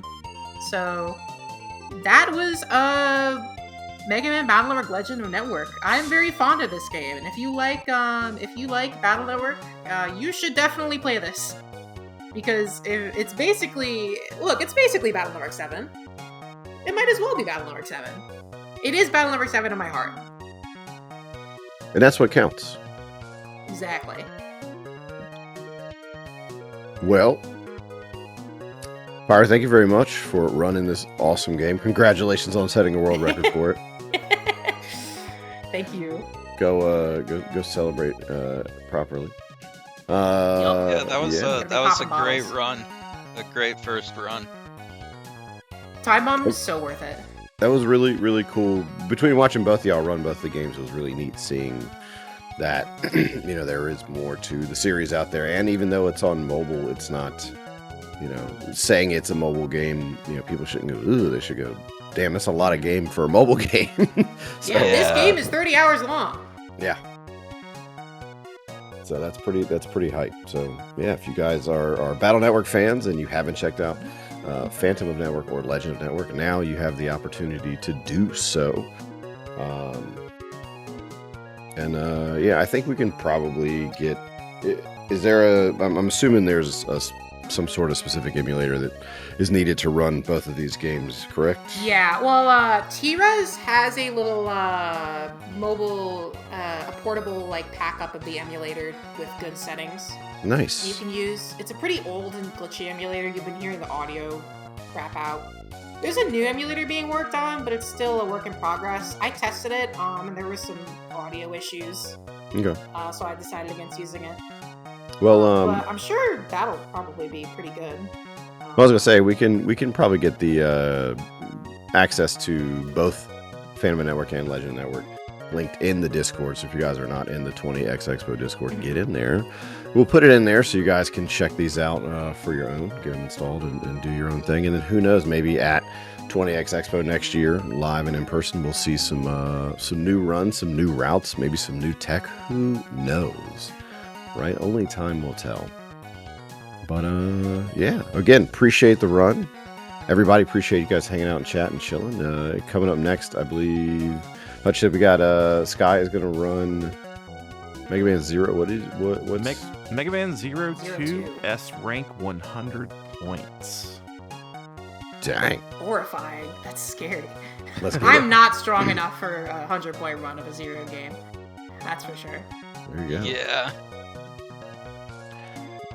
Cool. Yeah, appreciate it. All right, well let's get over to let's switch over to intermission scene real quick. We'll get that all set up, and we'll be back shortly with some run from Skybane. Again, Pyro, thank you. Symes, thanks for commentating and hanging out, and appreciate everybody.